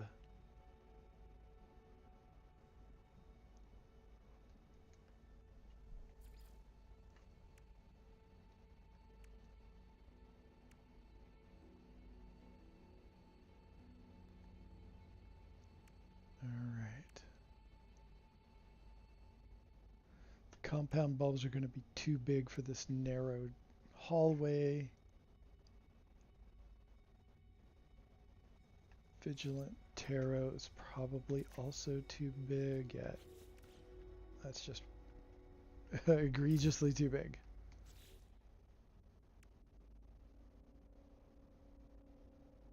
But one of the things you can do is, say you've got that going right there.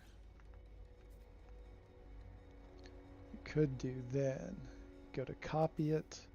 See it red stating, that means it's not going to sit anywhere, in green state to be able to place. So you copy it, and then you toggle the free placement, and then you get out of that. And now when you copy this one, it can free place just fine. And then you can shrink it down. And so you can stick it on top of that wire. And so it pulls it back out. You can try stuff like that. And then you have this completely different look for this same part.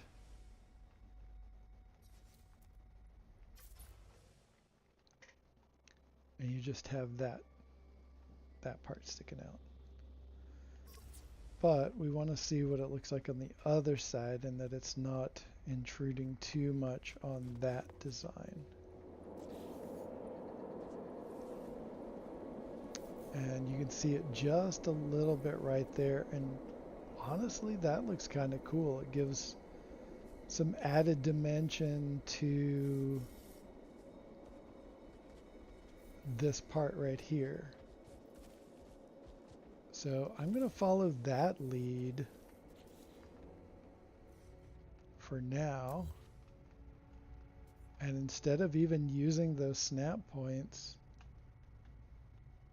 we're just going to copy this. And again, you can see it's red stating now. So we copy it. And now we can green state it by just switching it over.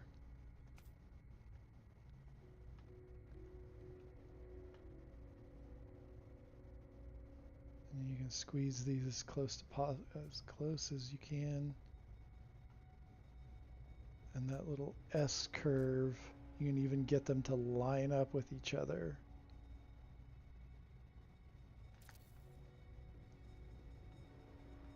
Oh, that looks dope.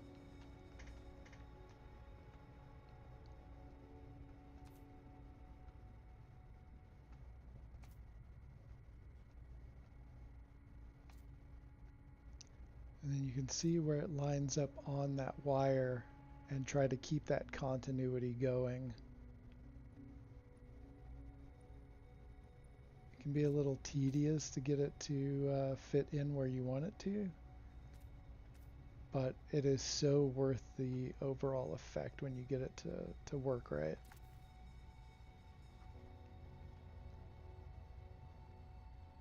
Sometimes it might require that you go back and tweak it a little bit. That's, not terrible. Not a terrible thing to have to do.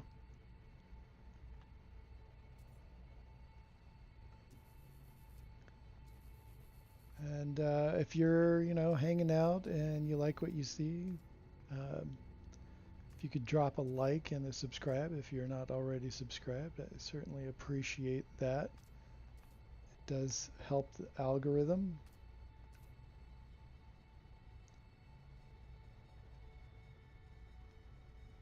That was not fitting in there quite right. Getting your brain to wrap itself around how some of this fits together and when you're upside down is interesting to say the least.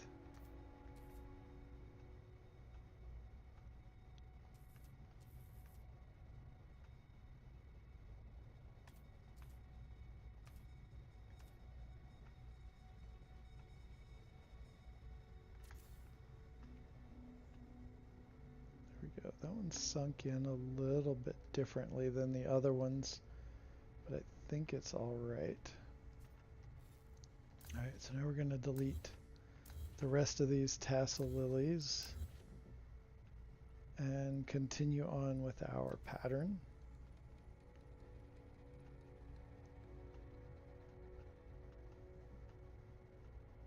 It's also difficult to see how these line up because of those floaty boxes that are the little information boxes.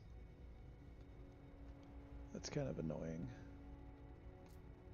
It'd be really great if all of those boxes were out on the edges of your screen and not blocking the things that you're trying to line up.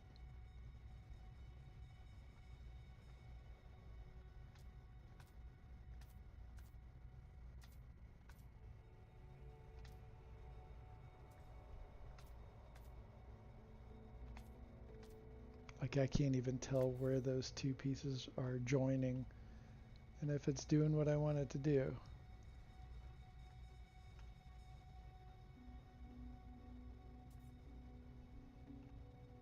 Guess I could flip it around this way and try that.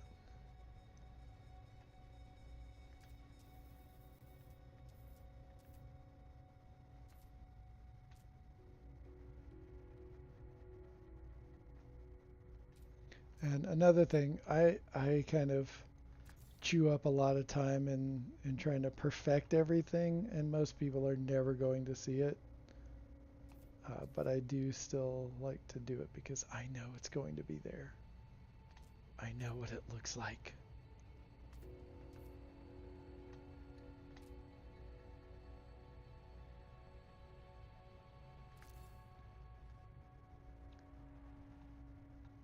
And it's not as perfect as I like it,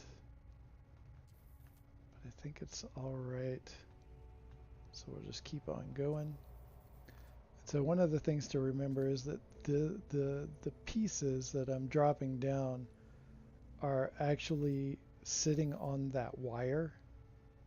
And so if I bring it off, it sinks even deeper into the base itself. So I'm really just balancing it on that wire and then aligning it as such.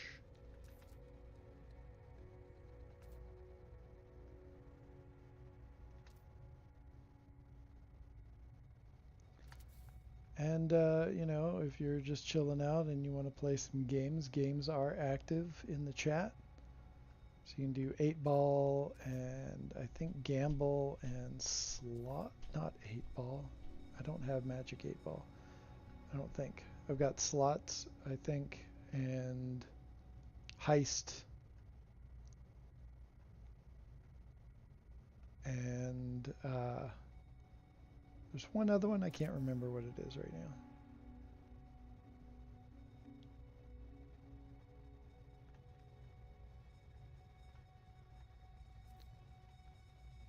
Okay, this might be the last. I think this is the last one.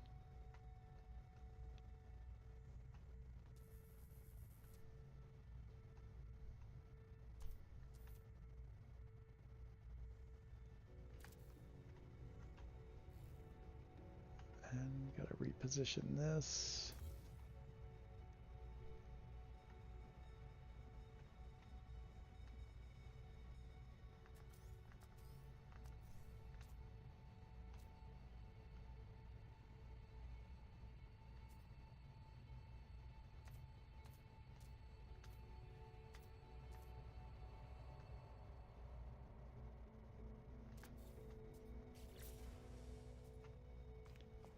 So now we've got that. A couple of them are off, but I think it's all right. It's fine enough, I think. And then we can go again and then just add some dimension and layers, because I'm all about dimension and layers and details. So we'll shrink down some of these. I'm trying to get them to sink down. But they're not sinking down in there like I had hoped. Oh, that is so close to doing it. Let's see if I can shrink that down more. Okay, I can get it down really. Remember, I've got mods on that allow me to shrink things down super tiny. See, let's try every other one.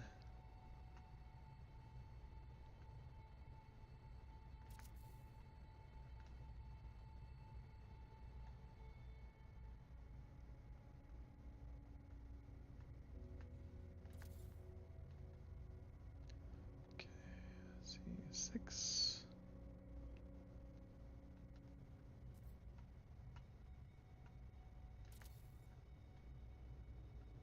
8.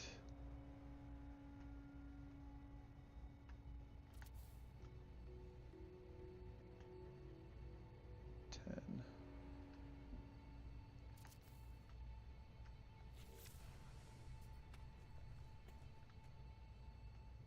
Okay, that's better. What else can we do though?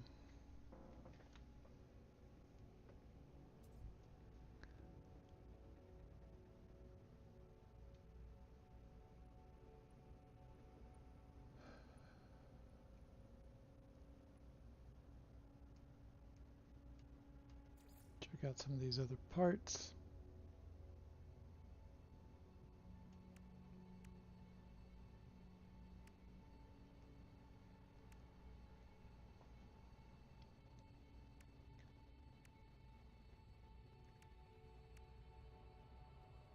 And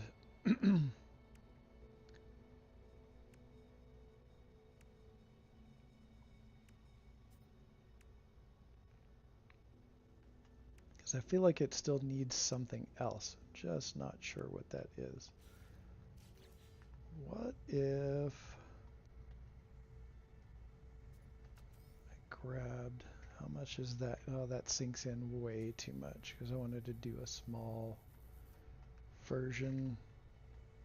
So I thought that would be cool sticking out of each one of those, but it's just sinking in way too much. All right, what else can we try?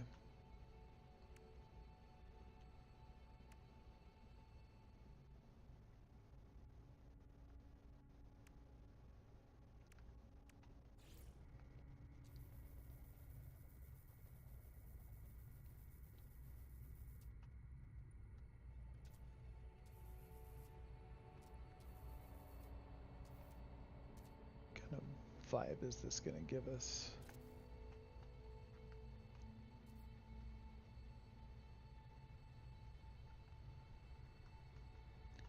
I'll need a couple more of those to see.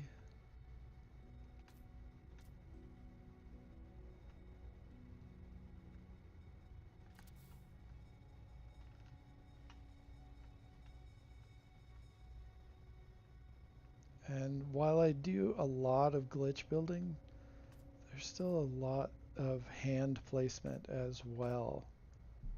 There's so many things you can do just by hand placing it.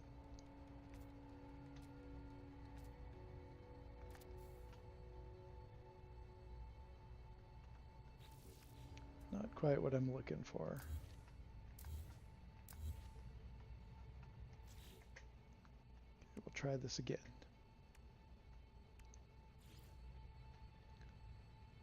Oh, now that could be interesting. The chitinous cage.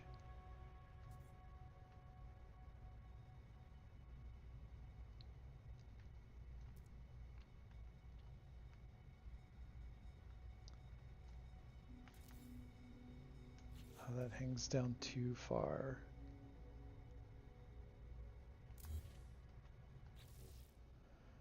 And just free placing it makes it hang too...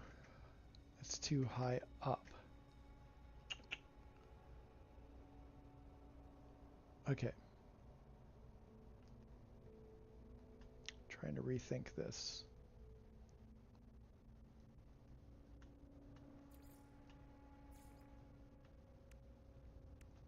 But otherwise, that looks cool.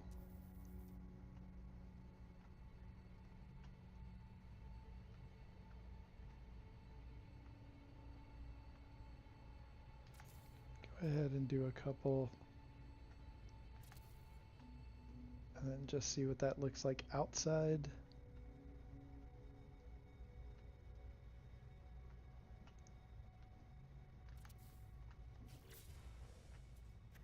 Because that actually looks pretty sweet. Okay, go back out the back.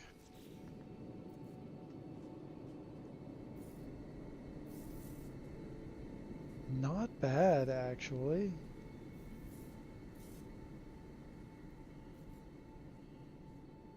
Not bad.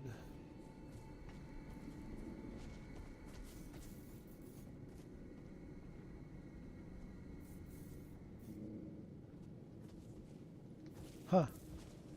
All right. Let's do it. I want to try to get them to center a little bit better than how these are centered right now.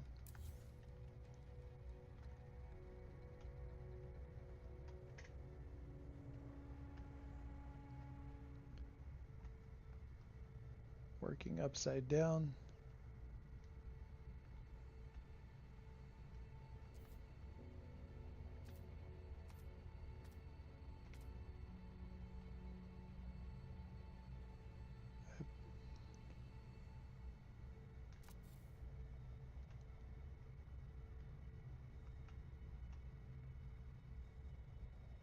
Flip around. I think that'll be a little easier to work with.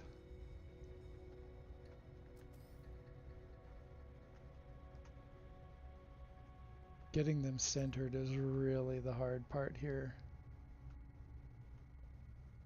But once you can get a couple of them set, then it becomes a lot easier to do. Hey, Sergeant Belson. How you doing today, man?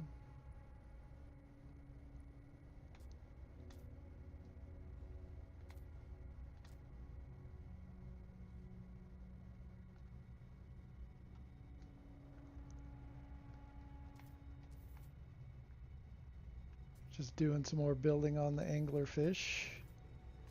We're doing the interior. And I'm trying to get things to line up, and it is a bear at the moment.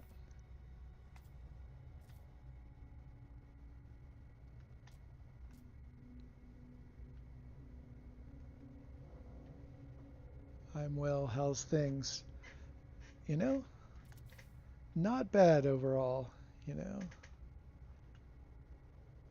It's a wild world out there, and I'm doing all right, all things considered. Gotta say.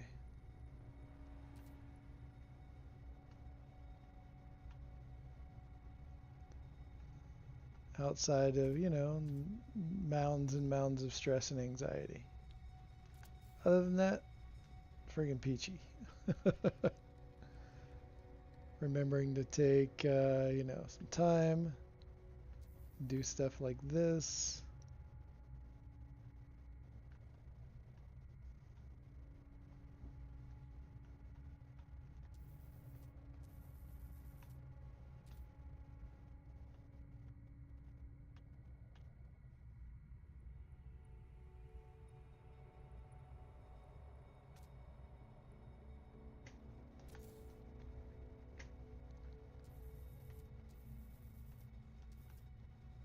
This is a whole trick, I tell you.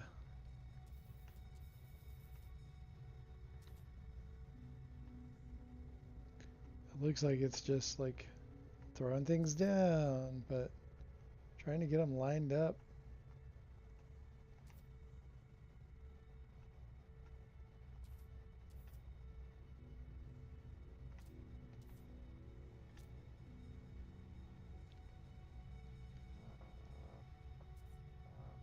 That's the attitude, indeed.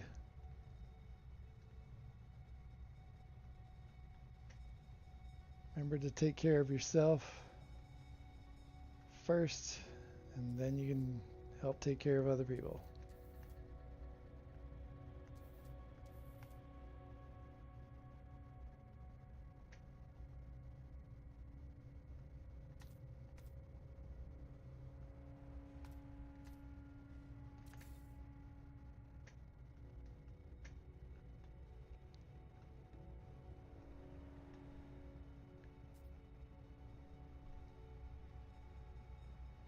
This will be totally worth it once I'm done, I swear.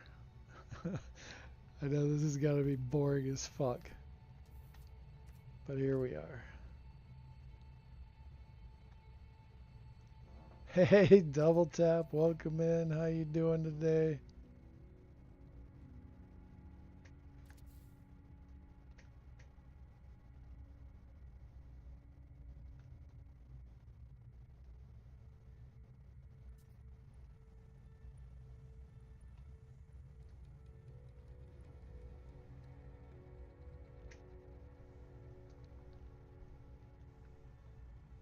Yeah, it's really easy to line stuff up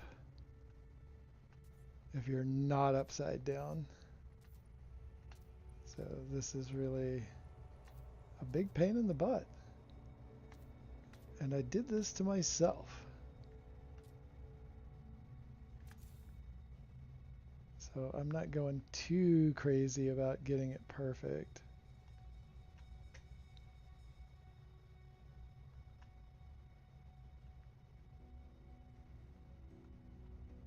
While still trying to get it, some kind of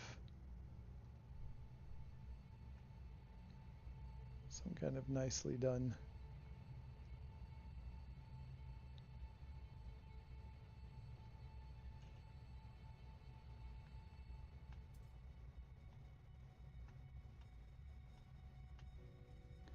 And now I'm in the way for that last one. Of course.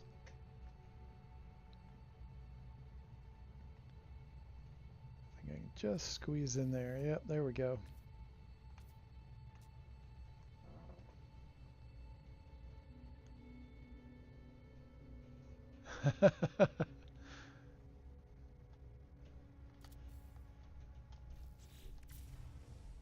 There we go. Look at that. Totally worth it. All the texture, that sort of look that it's like leading you down the hallway. It's a little wobbly, but you don't really catch it unless you're analyzing every little spot. So It's not perfectly lined up, as you can see on the outside, but that's easy enough to tweak later. I'm not too worried about that. But it does have a pretty cool look, and I might use that chitinous cage elsewhere too to continue that vibe as we go through the build.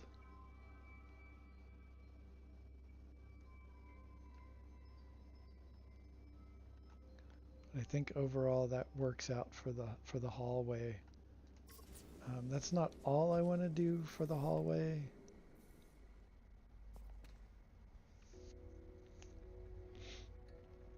So I'll have to think about what else I want to do for that hallway.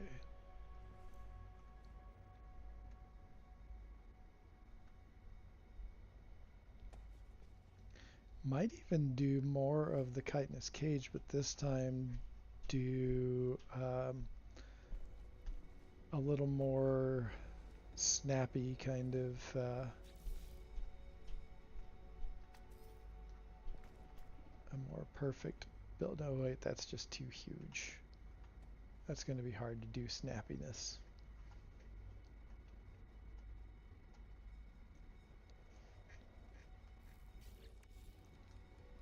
But I can figure something out.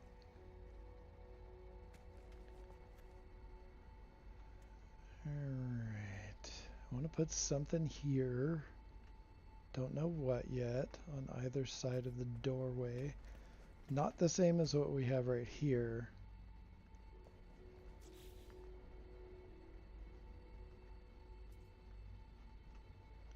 Just gotta try something. See what this...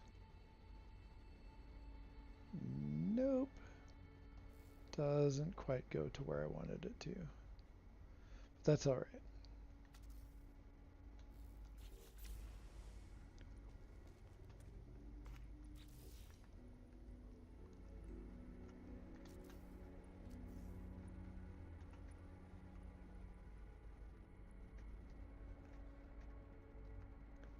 Fit down in there.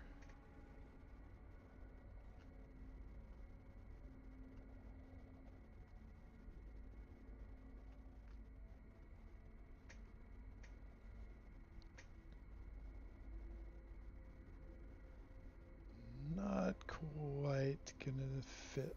Alright, let's do this. Let's take that out.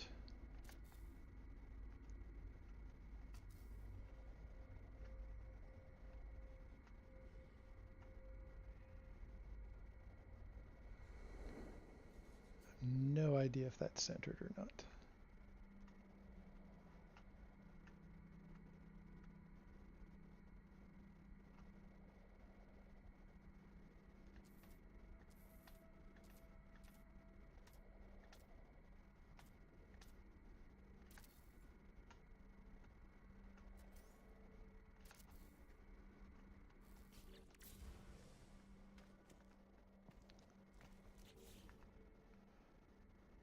Oh, that was so close to working, but not quite. It's tilted off a little too much. So out you go. It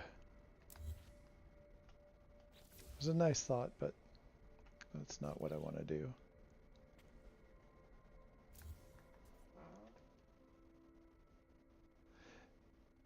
Did you find all the fish? Well, I have found 8 fish so far. I do not know how many are actually in the game.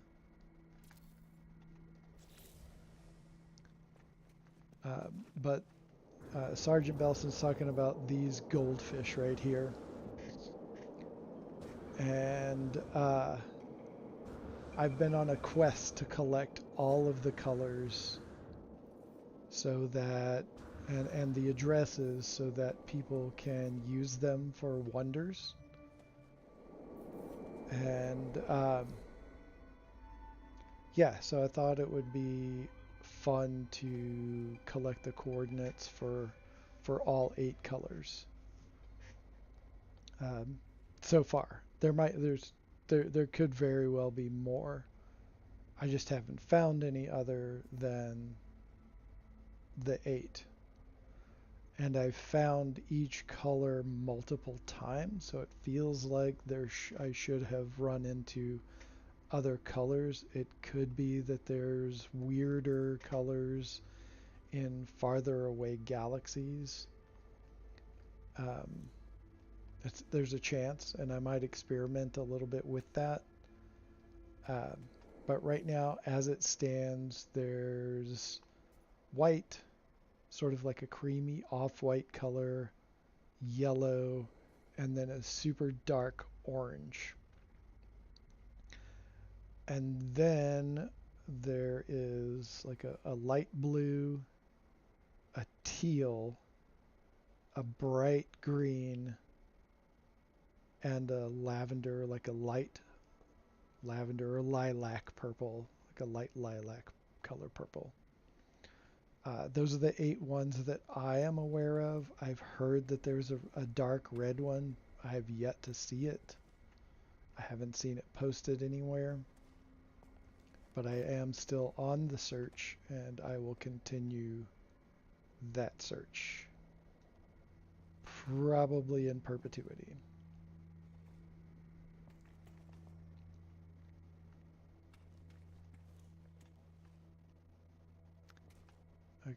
Okay, I want to do something else kind of funky. Like we've got a fair amount of seating options. Okay, some of these chairs don't work, but I was thinking, and then we've got the 3 couches. Not too long ago, I built a couch out of the relic parts, and that was kind of fun and interesting and different. So I thought it would be neat to take that same idea and just use other parts and then sync either the sofa or one of that, either the upholstered chair or the classic chair, kind of submerge it into uh, various base parts to make a new kind of seating. But I don't know exactly what that looks like yet.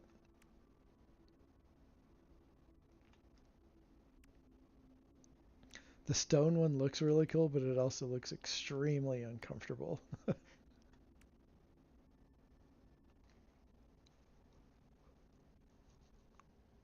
But much like this table that I made earlier, I want to try to bring something fun and different.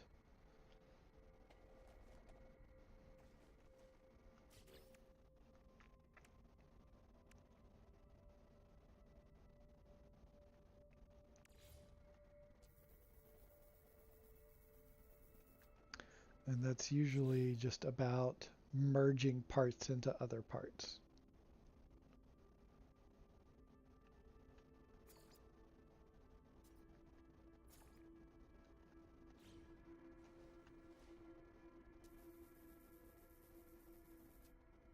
So we have this,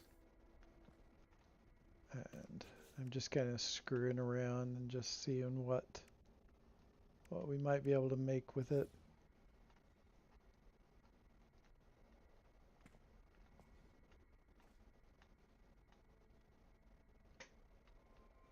Okay, let's just stick that there first and figure out how we can wrap other parts around it.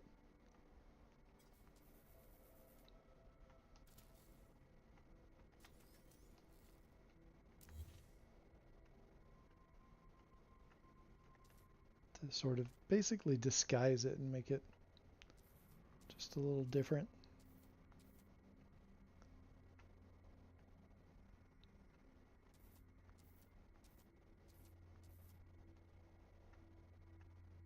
Often it takes a lot of different iterations to try things out.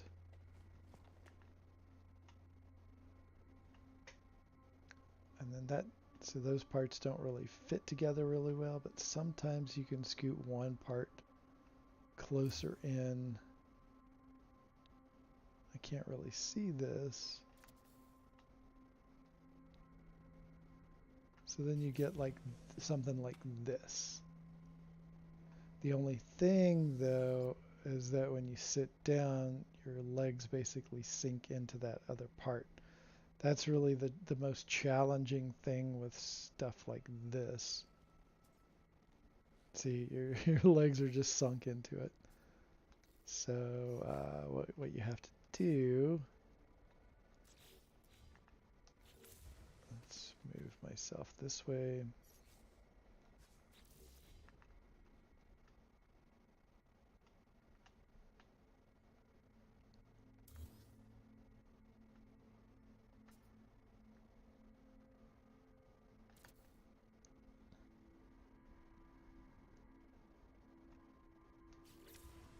And then try it again. And you just keep playing with different ideas until you get closer to what you're looking for. Now that's not too bad.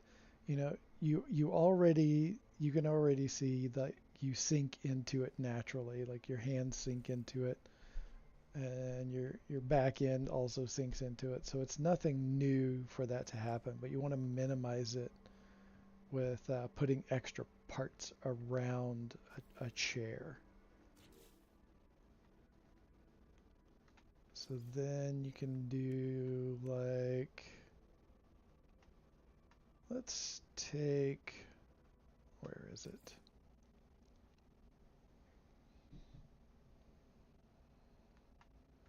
I think it's over here. So we've got the base salvage capsule. Now this thing is huge, but if you have one of the mods, like I do, you can do stuff like this. You can, first you can let's purple it up a bit.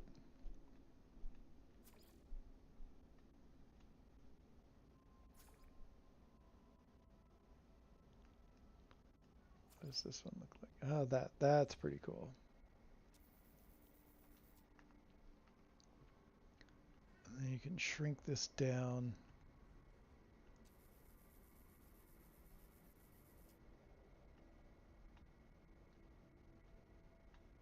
And again, you kind of just play with it until you get it to work for what you're trying to do.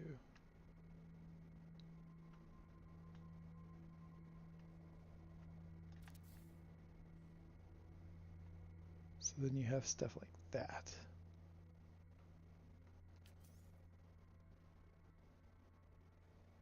It's only letting me do one. Okay, so instead of that, antimatter reactor, it's basically the same thing. Just has a different name.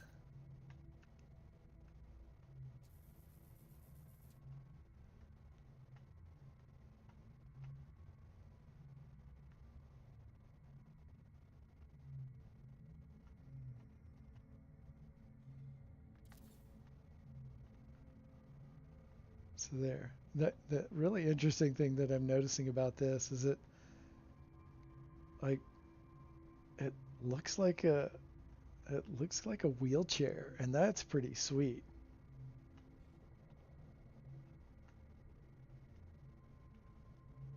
Like there's got to be players in this game that actually are in wheelchairs. And something like this is pretty cool. It has an interesting look, and then you can just put some other like wheels on the front of it, or you can put some, raise it up a little bit, and you can put some hover effects on it to make it look like a hovering wheelchair. That would be sweet.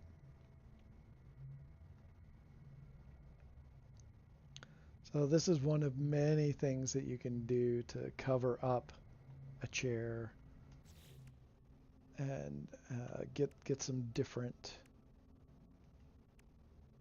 looks to the seating in your base. Sometimes they do require a mod, but you can achieve the same thing with just like a wire, like some glitch building techniques. And let me show you that real quick. So let's do this. We're going to come here and get the flora containment unit. And then we're going to toggle to the wire. That's usually the triangle or the B button on Xbox. PlayStation for the triangle, Xbox is the B button. And then you pull the trigger, the right trigger, and that attaches the wire point to the ground, and then you've got this other free end, and then you bring it over to the side, and then you hit that triangle or that B button again, and that gives you your part back. But it's still tethered. You can see it rotate as you move it around. It's still kind of tethered to that point. So what you want to do then is you want to shrink down. So the part that you use for this, it needs to be able to shrink down. And so we're going to shrink it down to about this size. And then you hit the triangle, which is the toggle wire, and then the trigger, which is place object. You hit those at the same time, and that drops this tiny little wire. Here's a regular wire, and this is the tiny wire that we built just now. So I'll delete this one. So then what you do, so the other aspect of this that I forgot to go over, when you are doing this,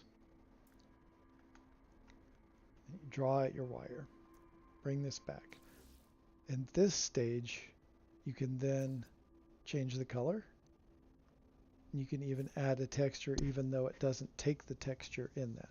The wire remembers the texture. So then you exit out of there, bring it down to the size that you want, and you make that wire again.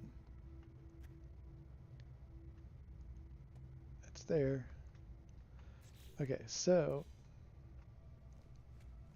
we're going to come over here and grab this part, and there it is, regular size.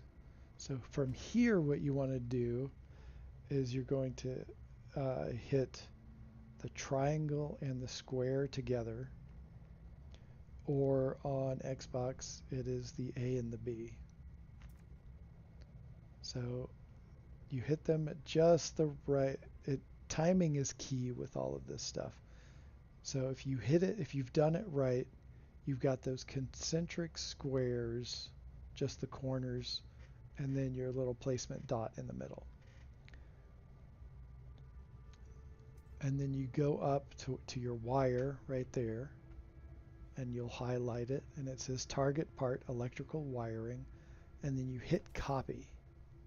And when you do that, you've got this tiny little wire snap point. You've got this tiny little wire point. And then you hit toggle wire, which is the triangle again, or the B on Xbox, and then place object, which is the right trigger. Hit those together, and you've got this tiny object. So we're going to do that again, but this time on our colored wire, the wire that we added color and texture to. So once again, we've done that. And the texture and color has transferred over to that part. So you can achieve this same thing over here without a mod, and it just utilizes some glitch building techniques. So there you go with that. That's a way to do this without mods. So we've got that going, and let's do some more with kind of decorating this chair out. And I've got an idea, something that we can do. this little emergency heater. So I'm going to, so I've got it toggled to wire, and I'm going to hit the triangle and place object. Again, that's the, so the triangle and the right trigger. So that puts it at that spot right there. So we're going to then copy this, and then we can shrink it down.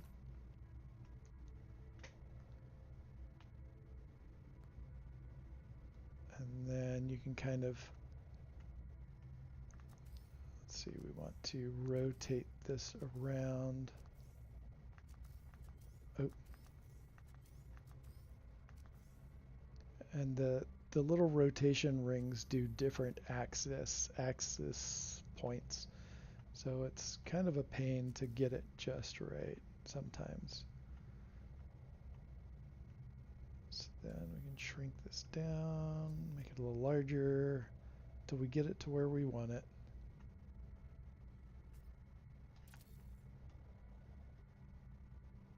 Oh, that's not quite where we wanted it.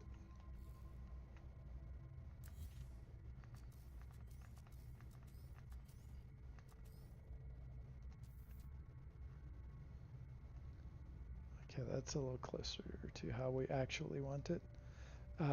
But this is looking like it's not going to fit in quite right. It's not quite, the collision bubble of the emergency heater is a little too great. So it's causing it to bump out and away from the chair. So we might go back to the drawing board and get something different. And if you have any questions, feel free to ask away. Any kind of technique, if you want me to explain it further, or hey, what does it look like if you try this part out? Don't be shy, just speak up and we can, I'll do my best to explain how to do any of those things. Okay. So another thing you could do is like, you could actually put tires on it.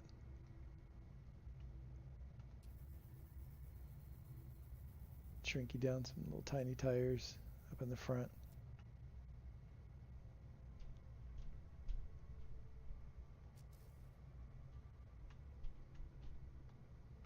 Or you can put that tire over that tire right there.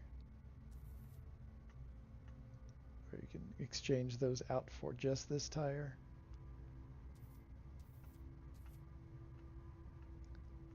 There's so much stuff you can do in this game. It's just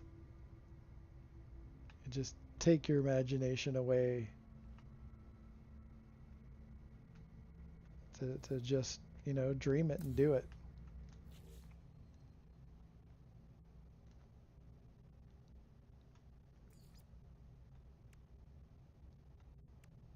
All right.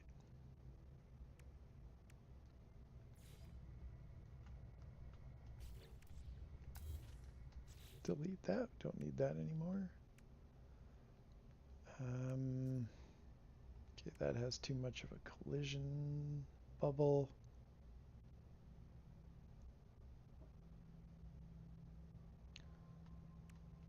Let's see what the secure briefcase will do.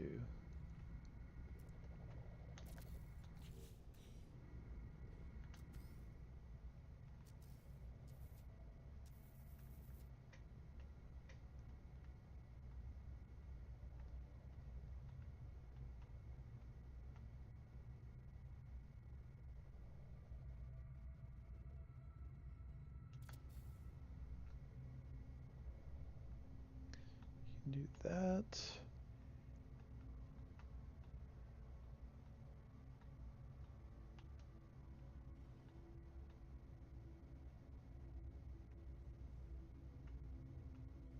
Getting these to line up is always an interesting proposition. You have to think about where it is dimension wise with the other part. Sometimes you get it right or pretty close to right on the first shot. That's pretty close. It's not perfect, but you know.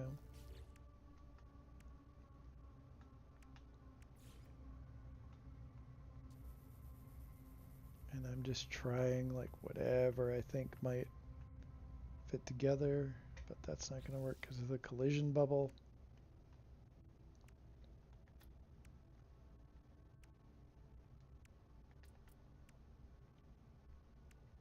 And it does take, you know, extra time to do all these things. But man, the results can just be amazing.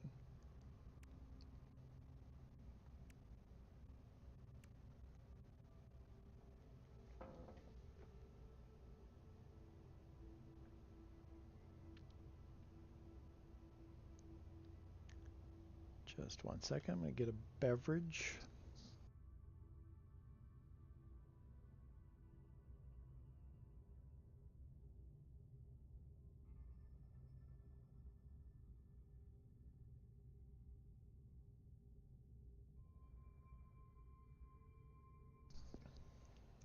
All right.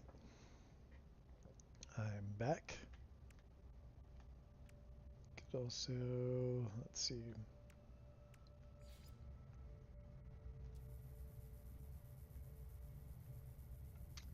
I was hoping that that would sink into the chair more, but unfortunately it does not, because that would look pretty cool.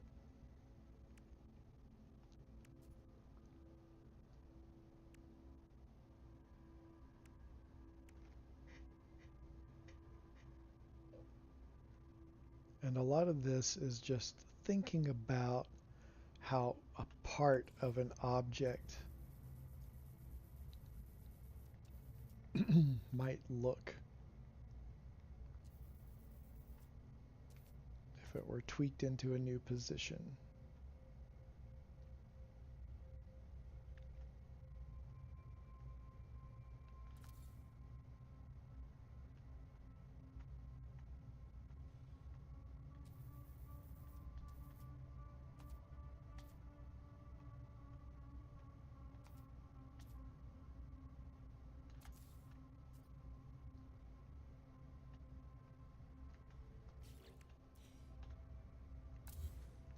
Not quite liking that. And I don't know if I like the, well, the briefcase looks alright actually.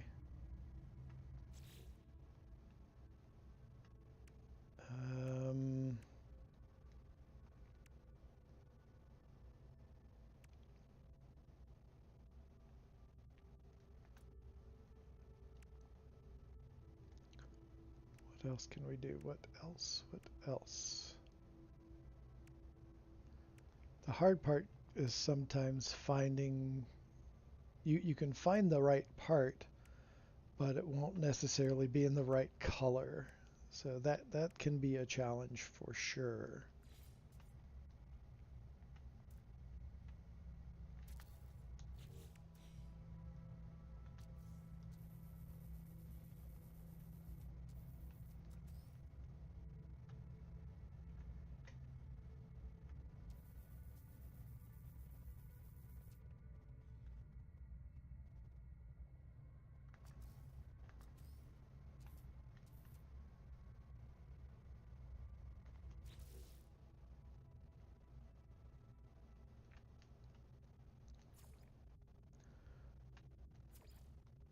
Okay, let's throw some texture on there. That's the one.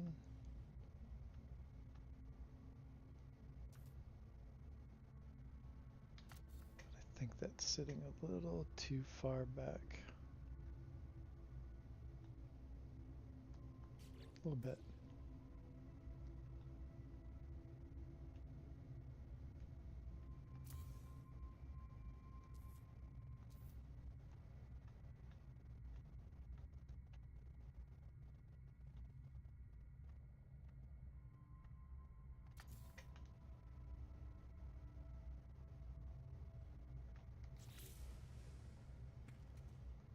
But yeah, so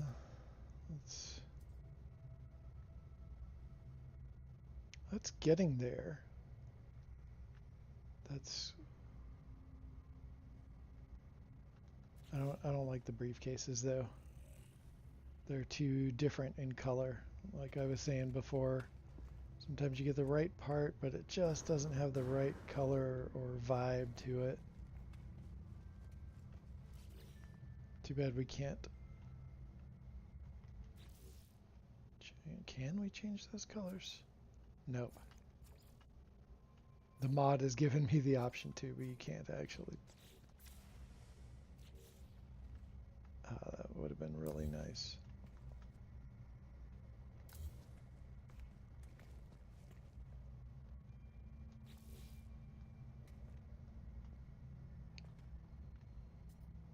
So it does have some interesting vibes to it. Not exactly what we're going for in this base, I don't think. Just took me a little while to figure out if that's how I wanted to take it or not. I don't think so, but what I can do is maybe go on another field trip.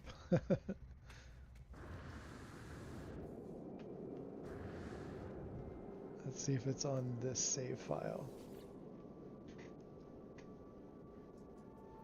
Ah, yeah, it is. Okay, this is kind of a base I've been building for a while, and where I experimented a lot with different chairs and sort of, a throne kind of vibe. So I can show you what I've done in that regard. So we are inside of a mud hut. This is the third floor of the mud hut.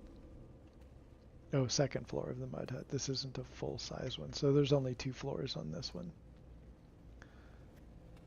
And here's one where I basically took that classic chair and kind of wrapped it with objects like the light table, some shrunken down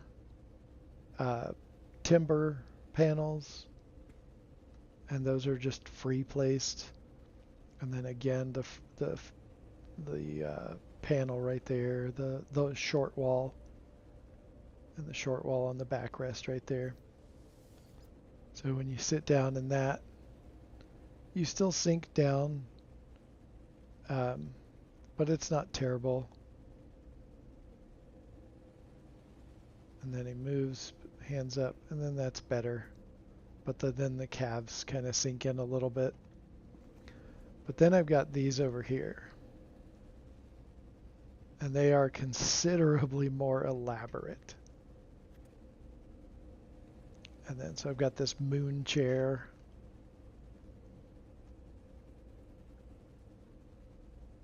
And then so you can see back there is the antimatter reactor that we used on that other chair. And it's just hidden back there, but it gives it a really nice effect. And then I used it again back there, but it has an even more different vibe than that one does. This one is lit up differently, and it's placed around different objects.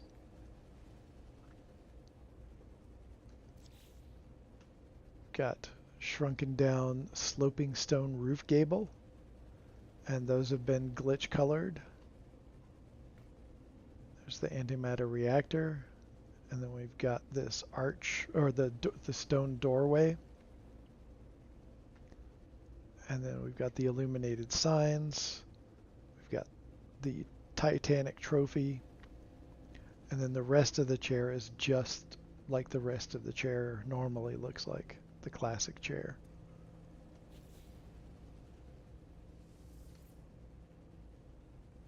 And they all have very different vibes to each one.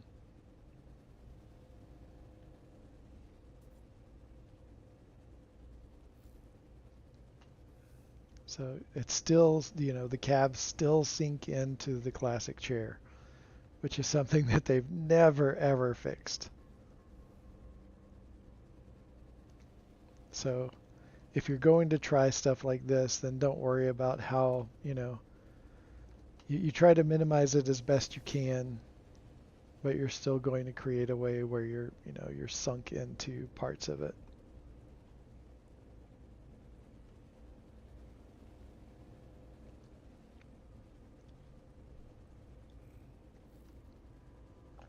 So yeah, I like all of these. I like how they all turned out. Sit in the moon chair.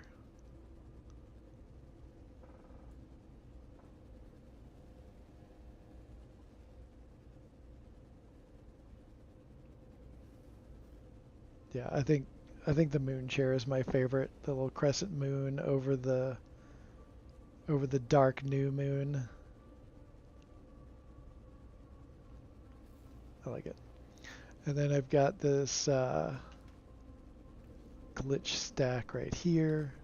Got the chitinous cage, the light fissure, and the curly coral. That's really large curly coral. Another curly coral coming from the ceiling.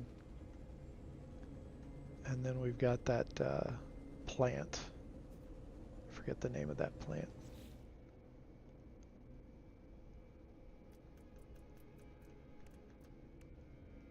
The globe tree. So that makes a pretty fun glitch stack. And then it's kind of like a fireplace, but it's the base terminus. There's the circle light behind the Atlas statue, and there's 3 barnacles back behind that. That was kind of difficult to stack all of that in there. There's a couple of wire snap points in there. Oh, did I remove them? I might have removed them, but there were some... Oh wait, there they are. There we go, there's a couple of them. Oh wait, that's the power to power up the terminus. There was just one glitch, one wire snap point in there. And then there's all of these igneous crystals to cover up the edge of the base terminus. Shrunken down holographic map table. The little mushroom caps. More igneous crystals. And then we've got the tarot. Vigilant tarot. And then I slapped a sticker on a decal on top of it to give it that look. And so yeah, this is kind of an interesting cave underground. It had a mud hut naturally in here, but when I started adding all of these parts, it despawned, so I just put one back in its place. Some of the flora is native to the planet, some of it isn't. I thought it used to be a lot more, there used to be a whole lot more flora in here naturally, like it didn't have this patch in it. But I think Worlds 2 kind of messed that up a bit. And this is just me experimenting with different things in this room. Had some ideas that I was workshopping in here. So, yeah. Oh, since we're here, we'll go out. This place has some of the coolest... It's like one of the coolest groups of fauna that I've seen on a planet. Let's see. Like this is just kind of a normal cow. It's kind of interesting with its little tiger stripes.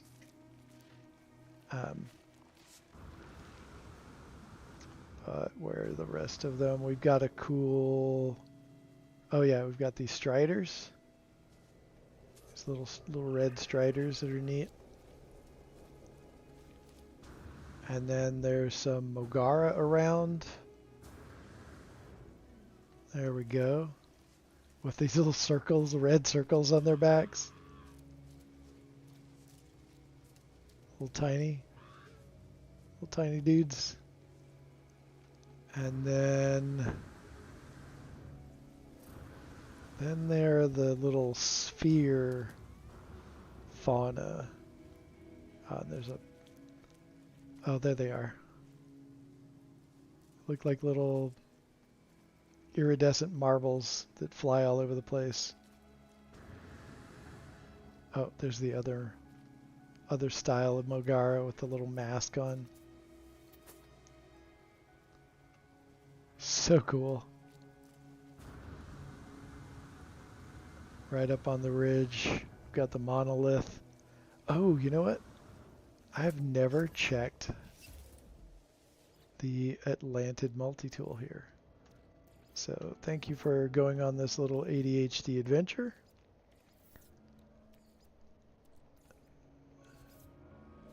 Let's see what we got.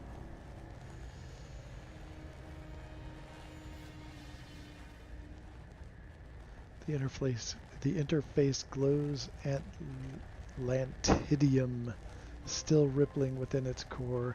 The very stone seems to shift its cold, polished surface, rearranging itself into a piece of technology. Inspect runic technology. Oh, for a second there, I thought it was teal. I was like, dude, that is amazing. Teal and orange like that. It looks like it's just metal. Reflective. With a little orange. Looks like a Pringle chip. or an orange slice. Like a little mandarin orange slice. That's pretty hilarious. Let's compare. Ooh, I can buy it. Then we can actually see what color it is. Hey, Delta One. Thanks for dropping that reminder in there for me. Please do hit that like button. I super appreciate it. Yeah, I'm going to buy this Atlantid rifle because I've got room for it. And I want to see if it, like, the reason I was excited about it being teal is because that's what my outfit is. But I don't think it's actually teal.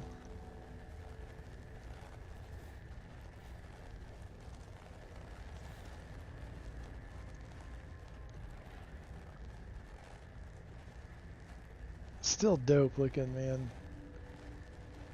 Okay, we've got it. It's an 8A class. It's only showing 2 of the supercharged slots. That means at least one of them is down here. And then we've got another one somewhere.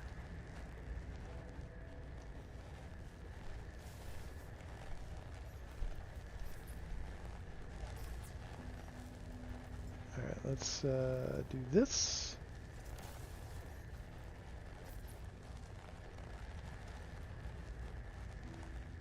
Oh, now it looks purple because of the monolith. Alright, let's drop down.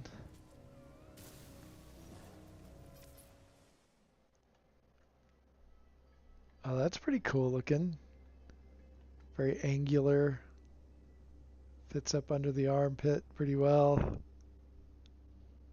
I could like that. I think that's hilarious that it has that mandarin orange slice right there. I guess that's some kind of scope. . 'Cause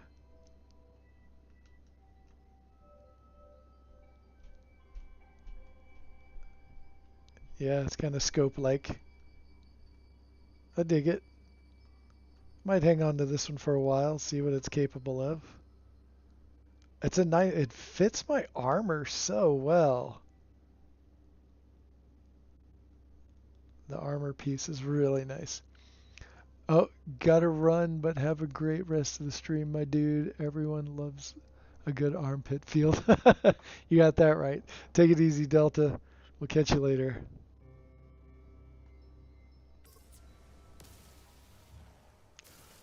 Little yellow, greenish yellow laser.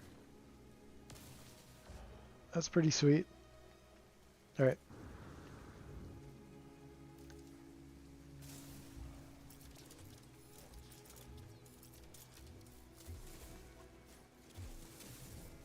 Where? Oh, there it is. Caught my eye. All right, there's that. But I want to fill that in real quick.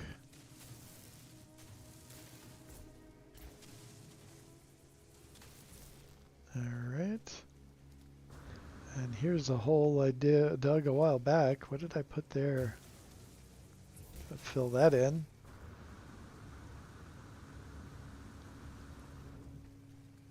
And now I'll go back down.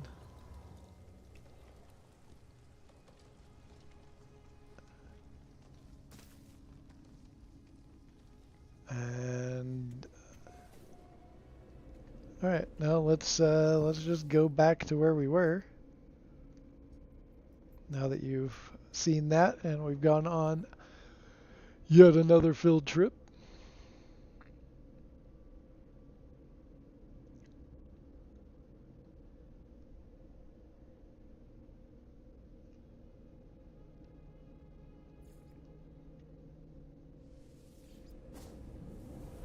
We'll head back. Hopefully, it doesn't take too long to to get back. It just does that with this planet for some reason.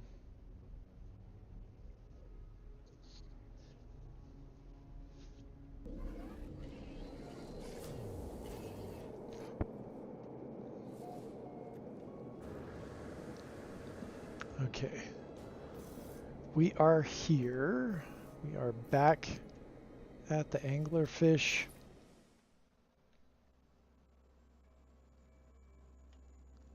Let's do a night shot of that. It's definitely taking shape nicely.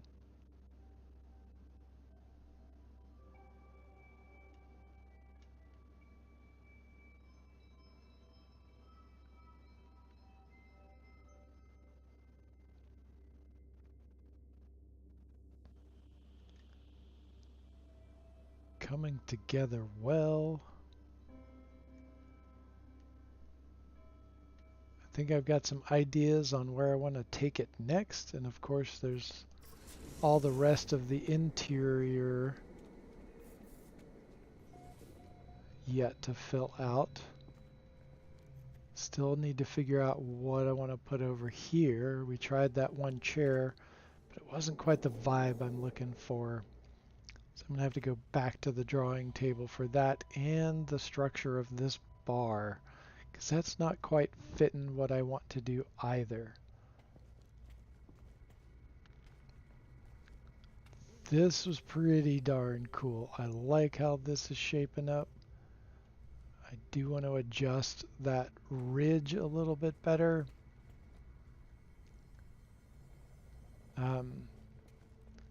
So while that's all in my head, I want to go.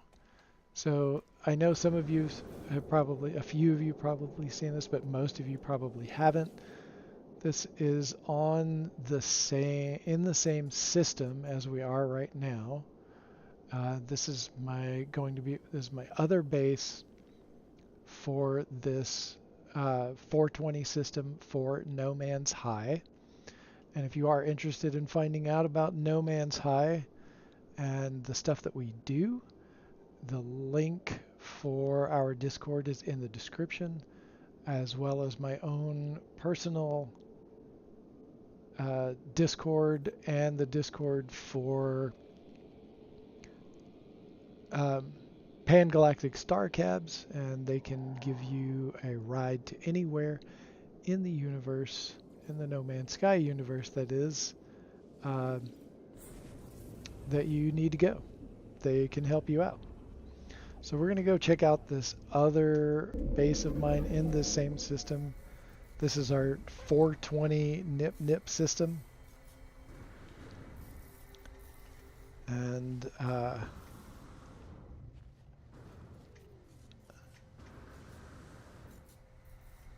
here's the portal I've got going on here. Oh, who joined us? Who is here? Let's see. Somebody joined us in this system. You can see there's tons of bases all around. I'm not seeing who's here. There's the big donut, and we'll go up there in a little bit after we check out all of the landing pads over there. But right now, I'm trying to figure out who is here that joined us. So if you're unfamiliar with this system, we are on one of 2 collision planets.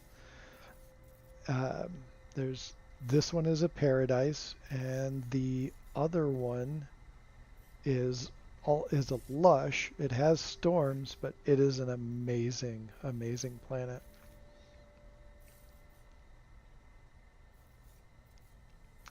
So I'm still just trying to figure out who is here. And I don't know. I can't see their marker. They might have their marker turned off, which obviously is totally cool. So, but that just so happens to make it easier for me to show the animation of some of this stuff. So yeah, I've glitched all of the glitching separators, and these curly corals into this circle. We've got the dissonant crystals, and we've got this giant feather palm. I can't remember if that's actually been released in the anomaly or not. The mod that I have allows me to use that right now. And so I've got 8 base termini, whatever, all glitched into a circle. And you can see that almost Celtic knot-like pattern as they interweave between each other. Supersized nip. And then right here, we've got a save point. Like right before you leave, you can hit that save point. And then we've got all of these landing pads. And they just, I made it so where they just cascade all the way down, and they're connected all the way down until you get to this last one right here, which is a kaleidoscope. And that's using the race initiators and the signal boosters. And that's pretty much it. We've got the landing, you can see the setup for the landing pad right there. And you just land in the center. And you can see just inside there, you can see the little green swirly for the landing pad. There it goes. I had it so where you could see that up above, but that made this part of the landing pad kind of block a bunch of the blue light from the race initiator, so that didn't work. Kind of looked cool, but it kind of messed things up too. So let's take a ride or take a walk on down. And you can see I've got a couple of short-range teleporters. Those fronds are available in tree form. Don't think I've seen them as standalone parts. Oh, so yeah, it is the tree, but I've got it buried down into this hole.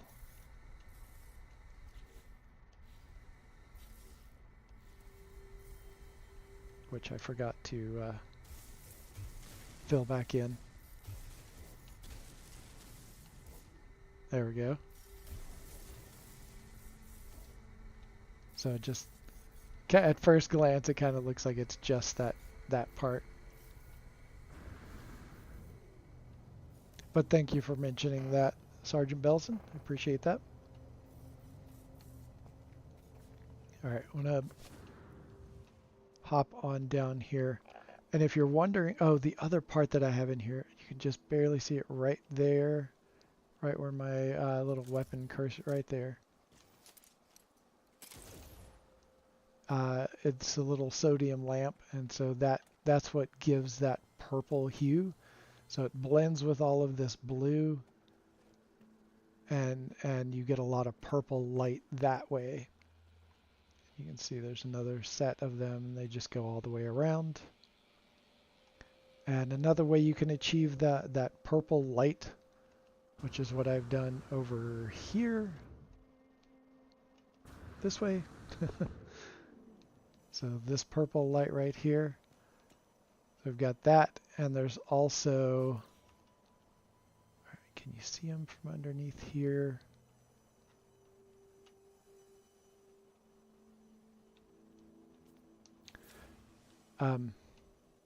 Oh, actually what's giving that off is mixing in with this sign. That's what's given a lot, because that sign gives off all the blue. You mix it with the sodium lamp, and that gives you all the purple. And you can see my shadow is giving off the reflections from the sodium lamp, so it's given reddish orange. All right, so the other way you can do that is you mix the sodium lamp and the Titanic skull, and that gets you purple light as well. All right, we're going to go use the short-range teleporter, and we are up in the sphere, which is inside this avocado-shaped donut. There's also a 6th landing pad up on the top, but it is literally just stripped down landing pad and some giant nip-nip. That's all that's up here. Shrunken down landing pad.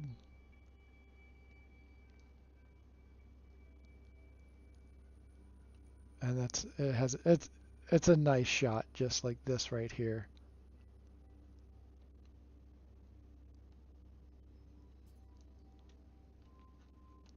All right, so now we're going to check out the sphere, and the sphere shape itself, that was pioneered by Drucifer. He's a fantastic builder. And I'm going to first drop a link to Delta One. If you're not familiar with Delta One, go check him out. Great streamer. He does No Man's Sky, Apex Legends, Valheim, and a couple other ones. Definitely worth checking out. And then I'm going to drop Drucifer. Drucifer does all kinds of amazing No Man's Sky builds. He's got some tutorials, and again, worth checking out. He's the pioneer behind the Drucifer, which is what I use to make the sphere out of the holographic room projector or chart projector. Oh, forgot to show you this part. So all of the red and the purplish hues, That is all due once again to the sodium lamps. You can see them super tiny right in there, kind of blending in. And that pink color is me merging two different colors of light fissures to get that dark pink color. And then we've got the calcishroom right there.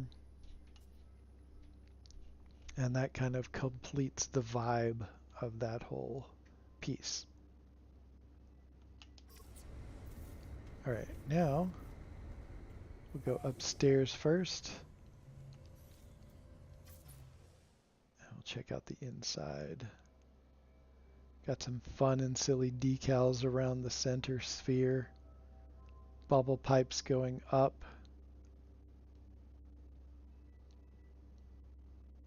Writhing bushes.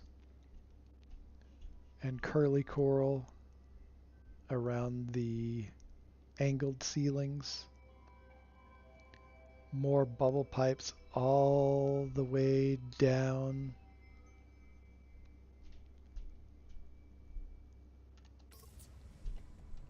And then we've just got this little walkway. Some hangout spots where you can just chill with a bunch of people.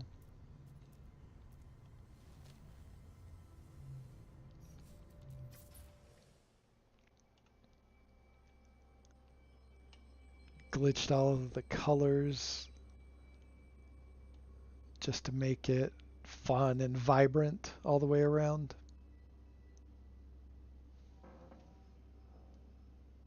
This was so much fun to put together. Did a lot of it on several streams and then did some other work on it off stream. Got some nip plants in the pot, in the illuminated pot. And then that is a round table with that blue light circle around it.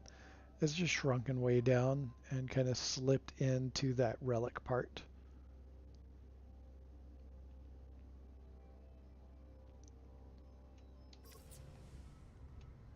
And you can just chill, look up at the ceiling, put on some tunes, have a little bud. That's basically what this space is just chill space.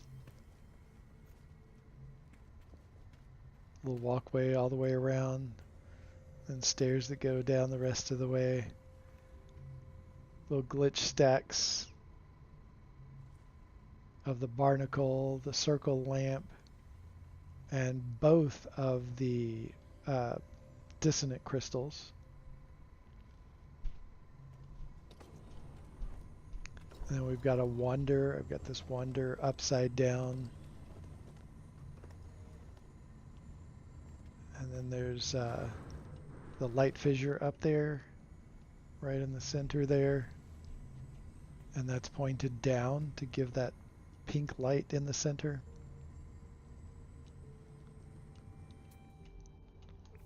And again, just fun, chill space.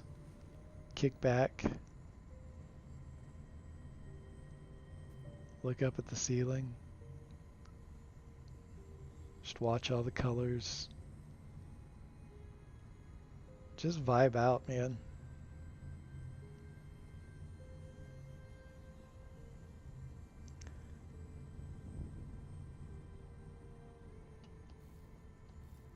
Just a fun hangout spot.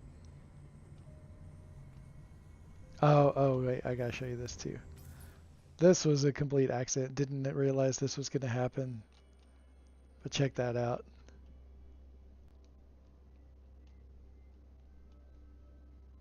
You see right up through the center.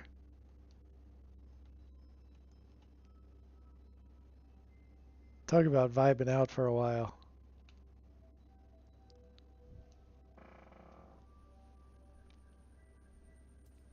All the bubbles rushing through. And then the streaking lights from the light fissure and the flickering of the wonder.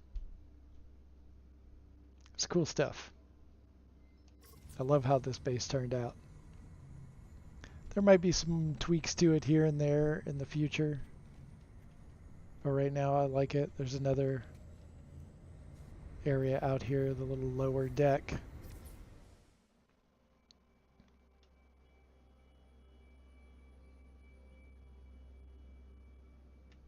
All in all, a really fun build.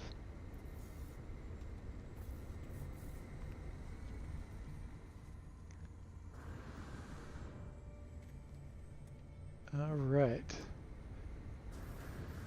And so I think, where are we at? We are over 3 hours today. I think that's where we might just end. I appreciate everyone coming by and spending some of your valuable time with me. I super appreciate all the likes, everyone hanging out. Again, lots of links in the description for this video to follow me and check out some more streams. I do this every Tuesday, and I've been trying to do some more late night streams, but they haven't come together as much as I wanted to, but look out occasionally for those. And yeah, I hope you have a great day, night, evening, morning, whichever is suitable for you. I get people from all around the world watching me occasionally. And yeah, thank you for joining me. Oh, and if you want to check out Delta One, whose link I just left there, he's doing some Apex Legends right now. Definitely worth checking out. So go watch him. It's always a good time. And with that, until next time, I've been me, Dashboard Devil. Have a good one.